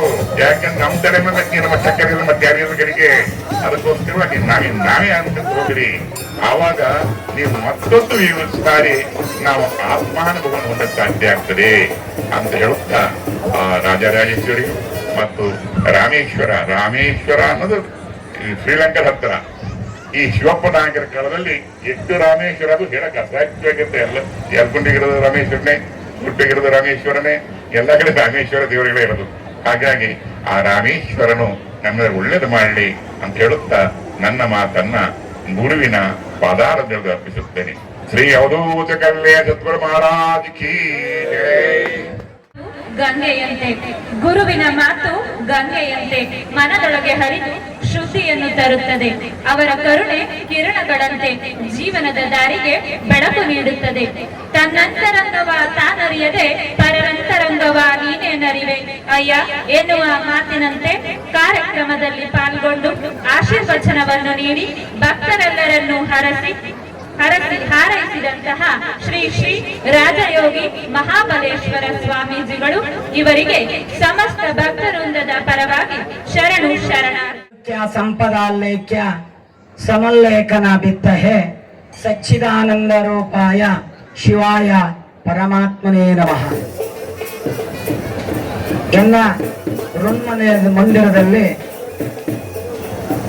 ಶಿಂದಗಿ ಮಠದ ಹಾವೇರಿಯ ಶ್ರೀ ಶಾಂತವೀರ ಮಹಾಸ್ವಾಮಿಗಳನ್ನ ಎನ್ನ ಋಣ್ಮಂದಿರದಲ್ಲಿ ಸ್ಪರ್ಶಿಕೊಂಡು ಈ ಒಂದು ಧರ್ಮಸಭೆಯಲ್ಲಿ ಆಸೀನರಾಗಿ ಆಶೀರ್ವಚನವನ್ನು ನೀಡಿ ಇವಾಗ ತಾನೇ ದಯಮಾಡಿಸಿರ್ತಕ್ಕಂಥ ಶ್ರೀ ಶಟಸ್ಥಲ ಬ್ರಹ್ಮ ಶಿವಾನಂದ ಶಿವಾಚಾರ್ಯ ಮಹಾಸ್ವಾಮಿಗಳು ಸಂಸ್ಥಾನ ಹಿರೇಮಠ ಶಾಂತರ ಇವರ ಅಡಿದಾವರಿಗಳಲ್ಲಿ ನನ್ನ ಅನಂತ ಕೋಟಿ ನಮನಗಳನ್ನು ಸಮರ್ಪಣೆ ಮಾಡಿ ಹಾಗೂ ಇನ್ನೋರ್ವ ಗುರುಗಳಾದ ಪಕ್ಕದ ಊರಿನವರಾಗಿರ್ತಕ್ಕಂಥ ಶ್ರೀ ಶ್ರೀ ರಾಜಯೋಗಿ ಮಹಾಬಲೇಶ್ವರ ಸ್ವಾಮಿಗಳು ಅವರಿಗೂ ವಂದಿಸುತ್ತಾ ಈ ವೇದಿಕೆ ಮೇಲೆ ಆಸೀನರಾಗಿರ್ತಕ್ಕಂಥ ಈ ದೇವಸ್ಥಾನದ ಕಮಿಟಿಯ ಅಧ್ಯಕ್ಷರಾಗಿರ್ತಕ್ಕಂಥ ಸುರೇಂದ್ರ ಅವರೇ ಹಾಗೂ ಗ್ರಾಮ ಸುಧಾರಣಾ ಸಮಿತಿಯ ಅಧ್ಯಕ್ಷರಾಗಿದ್ದ ದಾನಪ್ಪನವರೇ ಹಾಗೂ ಮಂಜಪ್ಪನವರೇ ಹಾಗೂ ಈ ಒಂದು ಧರ್ಮಸಭೆಯಲ್ಲಿ ಪಾಲ್ಗೊಂಡಿರ್ತಕ್ಕಂಥ ಎಲ್ಲ ಗಣ್ಯಮಾನ್ಯರೇ ಹಾಗೂ ನನ್ನ ಪುರೋಹಿತ ವೃಂದದವರೇ, ಊರಿನ ಗ್ರಾಮಸ್ಥರೇ, ಹಿರಿಯರೇ, ಮುದ್ದು ಮಕ್ಕಳೇ, ತಮ್ಮೆಲ್ಲರಿಗೂ ನನ್ನ ಶರಣಾರ್ಥಿಗಳು. ಯಾವತ್ತೂ ಕೂಡ ಮನೆಯಲ್ಲಿ ಕಿರಿಯ ಮಗನಾಗಿ ಹುಟ್ಟಬಾರ್ದು, ವೇದಿಕೆಗೆ ಕೊನೆಯ ಭಾಷಣಕಾರನಾಗಬಾರ್ದು ಅಂತ ಹೇಳ್ತೇನೆ. ಎಲ್ಲ ಭಾಷಣದಲ್ಲಿ ಎಲ್ಲ ಧರ್ಮ ಕಾರ್ಯಗಳ ಬಗ್ಗೆ, ಈ ಒಂದು ಕಾರ್ಯಕ್ರಮಗಳ ಬಗ್ಗೆ ಎಲ್ಲರೂ ಹೇಳಿರ್ತಾರೆ, ಎಲ್ಲ ವಿಷಯ ಮುಗಿದಿರ್ತಾವ. ನಮಗೇನು ಉಳಿಯೋದೇ ಇಲ್ಲ, ಲಾಸ್ಟಿಗೆ ಜನನೂ ಇರೋದಿಲ್ಲ. ಹೌದಾ? ಅದಕ್ಕೆ ಏನಪ್ಪಾ ಅಂತ ಹೇಳಿದ್ರೆ ಮನುಷ್ಯ ಮೂರನ್ನ ತಿಳ್ಕೊಳ್ಬೇಕು: ಹುಟ್ಟು, ಸಾವು, ಮತ್ತೆ ಬದುಕು. ಇವು ಮೂರನ್ನ ನಾವು ಅರ್ಥ ಮಾಡ್ಕೊಳ್ಬೇಕು. ಮನುಷ್ಯ ಇದೇ ಧರ್ಮದಲ್ಲಿ ಹುಟ್ಟಬೇಕು, ಇದೇ ಜಾತಿಯಲ್ಲಿ ಹುಟ್ಟಬೇಕು, ಇದನ್ನೇ ಮಾಡ್ಬೇಕು ಅಂತ ಇರೋದಿಲ್ಲ. ಹೌದಾ? ಅದನ್ನ ನಾವು ಮಾಡ್ಕೊಳ್ತೀವಿ ನಾವು. ಆದ್ರೆ ಮನುಷ್ಯ ಹುಟ್ಟು ಆಕಸ್ಮಿಕ, ಸಾವು ಖಚಿತ, ಬದುಕು ನಾವು ಕಟ್ಕೊಳ್ಬೇಕು. ಹೇಗೆ ಕಟ್ಕೊಳ್ಬೇಕು? ನಾವು 3 ದಿವಸ ಬರುತ್ತೀವಿ, 30 ವರ್ಷ ಬರುತ್ತೀವಿ. ಆದ್ರೆ ಮಸ್ತ್ ದುಡಿಬೇಕು, ಮಸ್ತ್ ತಿನ್ಬೇಕು, ಮಸ್ತಾಗಿ ಬದುಕಿ ಹೋಗ್ಬೇಕು. 3 ದಿವಸದ ಸಂತೆ ಇದು. ಈ ಸಂತೆಯಲ್ಲಿ ನಾವೇನು ಬದುಕು ಅಂತ ಕಟ್ಕೊಳ್ತೀವಲ್ಲ, ಅದರಲ್ಲಿ ಆದಷ್ಟು ಧರ್ಮ ಕಾರ್ಯಗಳನ್ನ ಹೆಚ್ಚು ಮಾಡಬೇಕು, ಧರ್ಮದಲ್ಲಿ ಪಾಲ್ಗೊಳ್ಬೇಕು, ಧರ್ಮವನ್ನ ಪಾಲನೆ ಮಾಡಬೇಕು. ಪೂಜ್ಯ ಗುರುಗಳು ಹೇಳಿದ್ರು, ಈಗ ಮಠಕ್ಕೆ ಬರ್ರಿ, ನಿಮ್ಮದೇ ಮಠ, ನಾನೇ ಎಷ್ಟು ದಿವಸ ಇರಬೇಕು, ಆಮೇಲೆ ನಿಮ್ಮದೇ ಅಂದ್ರು. ಕೆಲವರು ಹೇಳ್ತಾರೆ ಯಜಮಾನ್ರು, ಇವೇನೋ ಮರಿಯ ತಿರುಗ್ತಾನೆ, ಇನ್ನು ಮನೆ ಮಠ ಇಲ್ಲನೋ ಅಂತಾರೆ. ಅಂದ್ರೆ ಮನೆಗೂ ಮಠಕ್ಕೂ ಒಂದು ಕಲೆಕ್ಷನ್ ಇರಬೇಕು. ಮನೆಯಲ್ಲಿ ಬೇಜಾರಾದವಾಗ ಮಠಕ್ಕೆ ಹೋದ್ರೆ ಗುರುಗಳು ನಿಮಗೊಂದು ಅರಿವನ್ನು ಹೇಳ್ತಾರೆ, ತಿಳುವಳಿಕೆಯನ್ನು ಹೇಳ್ತಾರೆ. ಹಾಗಲ್ಲಪ್ಪ, ಹೀಗೆ ನಡ್ಕೊಂಡು ಹೋಗು ಅಂತೇಳಿ. ಅದಕ್ಕೆ ಹಿರಿಯವರು ಹೇಳ್ತಾರೆ, ನಿನಗೆ ಮಠ ಇಲ್ಲ ಮನೆ ಇಲ್ಲ ಅಂತ ಹೇಳ್ತಾರೆ. ನಮಗೆ ಮನೆಯಲ್ಲಿ ಬೇಜಾರಾದವಾಗ ಮಠಕ್ಕರೂ ಹೋಗ್ಬೇಕು ಅಂತೇಳಿ ಗುರುಗಳ ಹತ್ರ ನಮ್ಮ ಕಷ್ಟ ಸುಖಗಳನ್ನು ಹೇಳ್ಕೊಂಡ್ರೆ ಅದಕ್ಕೆ ಒಂದೇ ಒಳ್ಳೆಯ ಮಾರ್ಗದರ್ಶನ ಸಿಗ್ತದೆ ಅಂತ ಹೇಳ್ತಾರೆ. ಅದೇ ರೀತಿ ನಮ್ಮ ಕೈಯಲ್ಲಿ 5 ಬೆರಳುಗಳಿದೆ. ಈ ಬೆರಳುಗಳಲ್ಲಿಯೂ ನಾನು ನಾನು ನಾನು ಅನ್ನೋ ಅಹಂಕಾರ ತುಂಬಿದೆ. ಸಮಾಜದಲ್ಲೂ ಹಾಗೆ ಆಗಿದೆ. ಎಲ್ಲೇ ಹೋಗ್ರಿ ನೀವು, ನಾನು ನಂದು, ನಾನು ನಂದು. ನಾವು ಯಾವಾಗ ನಾವು ನಮ್ಮದು ಅಂತ ಬರ್ತೀವಿ, ಅವಾಗ ನಾವು ಮುಂದೆ ಹೋಗ್ಲಿಕ್ಕೆ ಸಾಧ್ಯತೆ ಇದೆ ಅಂತ ಹೇಳ್ತಾರೆ. ಕೈ ಬೆರಳುಗಳಲ್ಲಿ ಈ ಹೆಬ್ಬೆರಳು ಹೇಳ್ತದಂತೆ, ನಾನು ಗಟ್ಟಿ, ನಾನು ದಪ್ಪ ಇದ್ದೇನೆ, ಯಾವದಕ್ಕೂ ನನ್ನ ತೋರಿಸ್ತಾರೆ, ನಾನು ಗಟ್ಟಿ ಇದ್ದೀನಿ ಅಂತಂತ. 2ನೇದಾಗಿ ತೋರ್ಬೆರಳು ಹೇಳ್ತಂತೆ, ಯಾವುದನ್ನೇ ತೋರಿಸ್ಬೇಕಾದ್ರೆ, ಯಾವುದನ್ನು ನೋಡ್ಬೇಕಾದ್ರೆ ನನ್ನ ಬಳಸ್ತಾರೆ, ನನ್ನ ತೋರಿಸ್ತಾರೆ, ನಾನೇ ಹೆಚ್ಚು ಅಂತಂತ. ಮಧ್ಯ ಬೆರಳು ಹೇಳ್ತಂತೆ, ಎಲ್ಲಕ್ಕಿಂತ ಉದ್ದ ಇದ್ದೀನಿ, ಎಲ್ಲರೂ ನನಗೆ ಮೊದಲು ಕಾಣ್ತದೆ, ನಾನೇ ಹೆಚ್ಚು ಅಂತಂತ. ಉಂಗುರ ಬೆರಳು ಹೇಳ್ತಂತೆ, ಮಾವನ ಮನೆಯಲ್ಲಿ ನನಗೆ ಉಂಗುರ ಹಾಕ್ತಾರೆ, ನಾನು ಬಂಗಾರ, ನಾನೇ ಹೆಚ್ಚು, ನಾನು ಬಂಗಾರ ಇದ್ದ ಹಾಗೆ ಅಂತಂದು. ಆದ್ರೆ ಕೊನೆಯದಾಗಿ ಕಿರಿಗರಳು ಹೇಳ್ತಂತೆ, ಅಣ್ಣ ನೀವೆಲ್ಲ ಹೇಳ್ಕೊಂಡ್ಬಿಟ್ರೆ ನಂಗೇನೂ ಉಳಿಲಿಲ್ಲ, ನಿಮ್ಮೆಲ್ಲರಿಗಿಂತ ಸಣ್ಣವ. ಇಂಥ ಪೂಜ್ಯರ ದರ್ಶನಕ್ಕೆ ಬಂದವಾಗ, ಇಂಥ ದೇವಸ್ಥಾನಗಳ ದರ್ಶನಕ್ಕೆ ಬಂದವಾಗ ಕೈ ಮುಗಿಯುವಾಗ ನಾ ಮುಂದಿರ್ತೀನಣ್ಣ, ನಂಗೆ ಅದೇ ಸಾಕಣ ಅಂತಂತ. ಅದೇ ರೀತಿ ಇವತ್ತಿನ ದಿವಸ ನೀವು ಯಲಕುಂದಿ ಗ್ರಾಮದ ಜನರೆಲ್ಲರೂ ಸಹ ಕಿರುಬೆರಳಿನ ಹಾಗೆ ಮುಂದೆ ಬಂದಿದ್ದೀರಿ. ತಡಗಡಲೆ, ಯಲಕುಂದಿ, ಸೂರುಗುಪ್ಪೆ ಇವೆಲ್ಲ ಅಂಡಮಾನ್ ದ್ವೀಪ ಇದ್ದಂತೆ. ಮಳೆಗಾಲ ಬಂದ್ರೆ ನೀರು ಬಿಟ್ಟರೆ ಮತ್ತೇನು ಕಾಣ್ತಿರ್ಲಿಲ್ಲ. ಆದ್ರೆ ಇವತ್ತಿನ ದಿನ ತಾವೆಲ್ಲರೂ ಸಾಧನೆ ಮಾಡಿದಿರಿ, ಧರ್ಮವನ್ನ ಕಟ್ಕೊಂಡಿದ್ದೀರಿ, ದುಡಿದಿದ್ದೀರಿ, ಸಾಕಷ್ಟು ಹಣವನ್ನೆಲ್ಲ ಮಾಡ್ತಾ ಬಂದಿದ್ದೀರಿ. ಮೊದಲು ಏನೂ ಇರಲಿಲ್ಲ, 4 ಕಾಳ ಭತ್ತ ಬೆಳ್ಕೊಂಡ್ರು ನಮ್ಗೆ ಮುಗೀತು ಈ ಭಾಗದಲ್ಲಿ. ಆದ್ರೆ ಇವತ್ತಿನ ವಿದ್ಯಾವಂತರಾಗಿದ್ದೀರಿ, ಬೆಂಗಳೂರು ದೊಡ್ಡ ದೊಡ್ಡ ಸಿಟಿಗಳು ಸೇರ್ಕೊಂಡಿದ್ದೀರಿ, ತೋಟ ಮಾಡ್ಕೊಂಡಿದ್ದೀರಿ, ಎಲ್ಲ ಇಂಪ್ರೂವ್ ಆಗಿದ್ದೀರಿ. ಅದೆಲ್ಲ ನಿಮ್ಮೆಲ್ಲರ ಪರಿಶ್ರಮದಿಂದ. ಹೌದಾ? ನಮ್ಮ ಮುತ್ತಜ್ಜ ಹೊಳೆ ನೀರು ಕುಡಿತಿದ್ರು, ನಮ್ಮ ಅಜ್ಜ ಬಾವಿ ತೋಡಿದ್ರು, ನಮ್ಮ ಅಪ್ಪ ಬೋರ್ ಹೊಡೆದ್ರು, ನಾವು ನಲ್ಲಿ ನೀರು ಕುಡಿದ್ವಿ, ನಮ್ಮ ಮಕ್ಕಳೀಗ ಬಾಟ್ಲಿ ನೀರು ಕುಡಿತಾರೆ. ಹೌದಾ? ಒಂದೊಂದೇ ಇಂಪ್ರೂವ್ ಆಗ್ತಾ ಬಂತು. ಅದೇ ರೀತಿ ನೀವು ಕೂಡ ದಿನನಿತ್ಯ ದೇವಸ್ಥಾನವನ್ನು ಮಾಡಿದಿರಿ. ಇಷ್ಟು ದೊಡ್ಡ ದೇವಸ್ಥಾನ ಮಾಡಿದವಾಗ ದಿನನಿತ್ಯ ನೀವು ದೇವಸ್ಥಾನಕ್ಕೆ ಬರಬೇಕು, ಸ್ವಾಮಿಯಲ್ಲಿ ಪ್ರಾರ್ಥನೆ ಮಾಡಬೇಕು. ಅದೇ ರೀತಿ ಯಾವುದೇ ಒಂದು ಕಾರ್ಯಕ್ರಮದ ಪತ್ರಿಕೆಯಲ್ಲಿ ಕೊನೆಯದಾಗಿ ಹಾಕ್ತೀರಿ, ಏನು, ತನು ಮನ ಧನದೊಂದಿಗೆ ಸಹಕಾರ ನೀಡಿ ಅಂತ ಹೇಳ್ತಾರೆ. ಹೌದಾ? ಅದರ ಅರ್ಥ ಏನಪ್ಪಾ ಅಂತ ಹೇಳಿದ್ರೆ, ತನು ಮನ ಧನ. ನೀವು ದೇವಸ್ಥಾನಕ್ಕೆ ಹೋಗ್ಬೇಕು, ನಮ್ಮ ಮನೆ ಕೆಲಸ ಎಲ್ಲ ಬೇಗ ಬೇಗ ಮುಗಿಸ್ಕೊಳ್ಬೇಕು, ನಾವು ದೇವಸ್ಥಾನಕ್ಕೆ ಹೋಗ್ಬೇಕು ಅಂತೇಳಿ ಫಾಸ್ಟಾಗಿ ಎಲ್ಲ ಕೆಲಸ ಮಾಡ್ಕೊಳ್ತೀರಿ. ಅವಾಗ ನಿಮ್ ತನು ಅಲ್ಲಿ ಅರ್ಪಣ ಆಯ್ತು. ಮನ, ನಾ ದೇವಸ್ಥಾನಕ್ಕೆ ಹೋಗ್ಬೇಕು, ಹಣ್ಣು ಕಾಯಿ ಮಾಡಿಸ್ಬೇಕು, ಒಂದು ಕೈ ಮುಗಿಬೇಕು ಅಂತೇಳಿ ಮನಸ್ಸಿನಲ್ಲಿ ಒಂದು ಪ್ರಾರ್ಥನಾ ಮಾಡ್ತೀರಿ. ನಿಮ್ಮ ಮನಸ್ಸು ಅಲ್ಲಿ ಅರ್ಪಣೆ ಆಯ್ತು. ತನು ಮನ ಧನ, ದೇವಸ್ಥಾನಕ್ಕೆ ಬರ್ತೀರಿ, 1 ರೂಪಾಯಿನವರು ದೇವ್ರ ಕಾಣಿಕೆಗೆ ಹಾಕ್ರಿ, ಕೈ ಮುಗಿರಿ, ಭಗವಂತನಿಂದ ಆಶೀರ್ವಾದ ತಗೊಂಡು ಹೋಗ್ರಿ.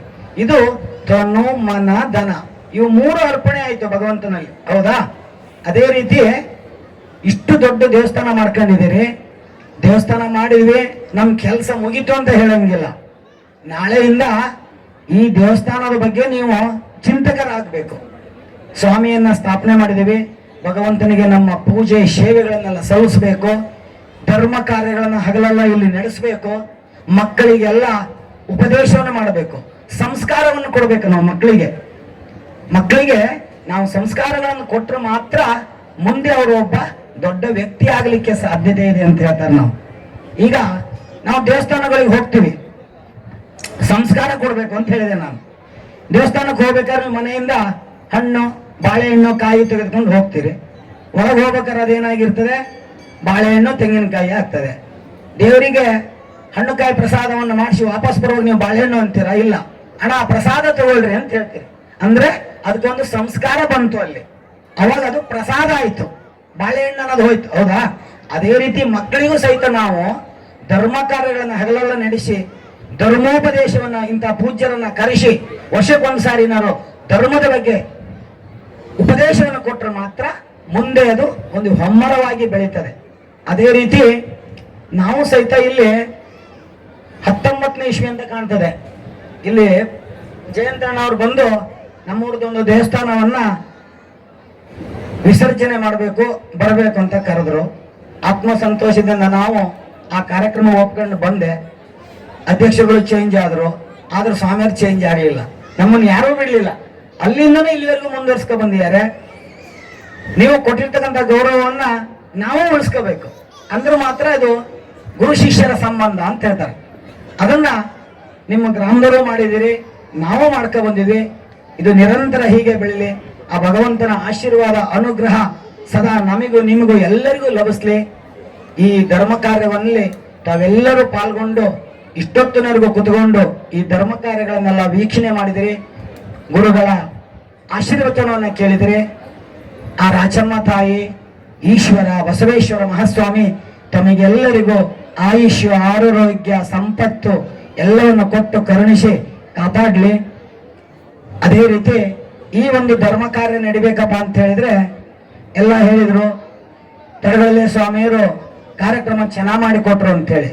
ತಡಗಳ್ಳೆ ಸ್ವಾಮಿಯವರು ಒಬ್ಬರಿಂದ ಈ ಕಾರ್ಯಕ್ರಮವನ್ನು ಮಾಡ್ಲಿಕ್ಕೆ ಆಗಲ್ಲ. ನಮ್ಮ ಜೊತೆಗೆ ಅವರಗೊಪ್ಪದಿಂದ ಒಬ್ಬರು ಸ್ವಾಮಿಯರು ಬಂದಿದ್ದಾರೆ, ವೇದಮೂರ್ತಿ ಶಂಭುಲಿಂಗಯ್ಯ ಶಾಸ್ತ್ರಿ ಅಂತ ಹೇಳಿ. ಸಿದ್ದಾಪುರದಿಂದ ಒಬ್ಬರು ಬಂದಿದ್ದಾರೆ, ಶಿವಕುಮಾರ್ ಶಾಸ್ತ್ರಿ ಅಂತ. ಆನಂತರ ಬನವಾಸಿಯಿಂದ ಒಬ್ಬರು ಮಲ್ಲಿಕಾರ್ಜುನ ಶಾಸ್ತ್ರಿ ಅಂತ ಬಂದಿದ್ದಾರೆ. ಹೆಬ್ಬತ್ತಿಯಿಂದ ಶಾಂತಿವೀರ್ ಶಾಸ್ತ್ರಿ ಅಂತ ಬಂದಿದ್ದಾರೆ. ತಾಳಗುಪ್ಪದಿಂದ ನಾಗಯ್ಯ ಶಾಸ್ತ್ರಿ ಅಂತ ಬಂದಿದ್ದಾರೆ. ಅವರೆಲ್ಲರ ಸಹಕಾರಗಳೊಂದಿಗೆ ನಾವು ಈ ಕಾರ್ಯಕ್ರಮವನ್ನು ಮಾಡಿ ಯಶಸ್ವಿಯಾಗಿದ್ದೇವೆ.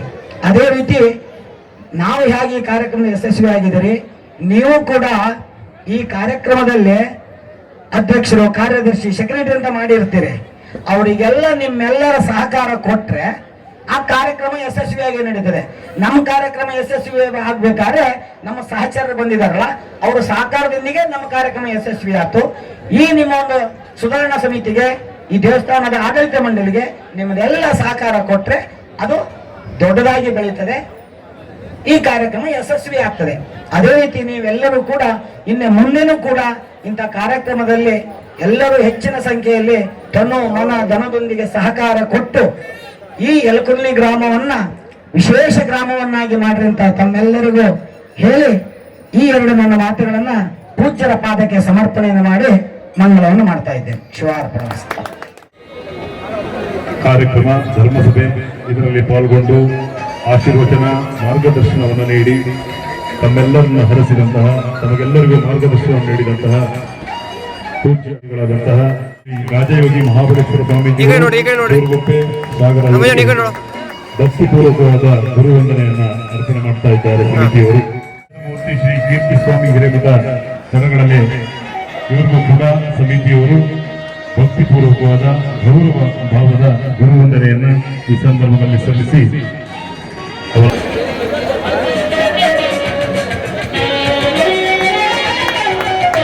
ನೋಡಿ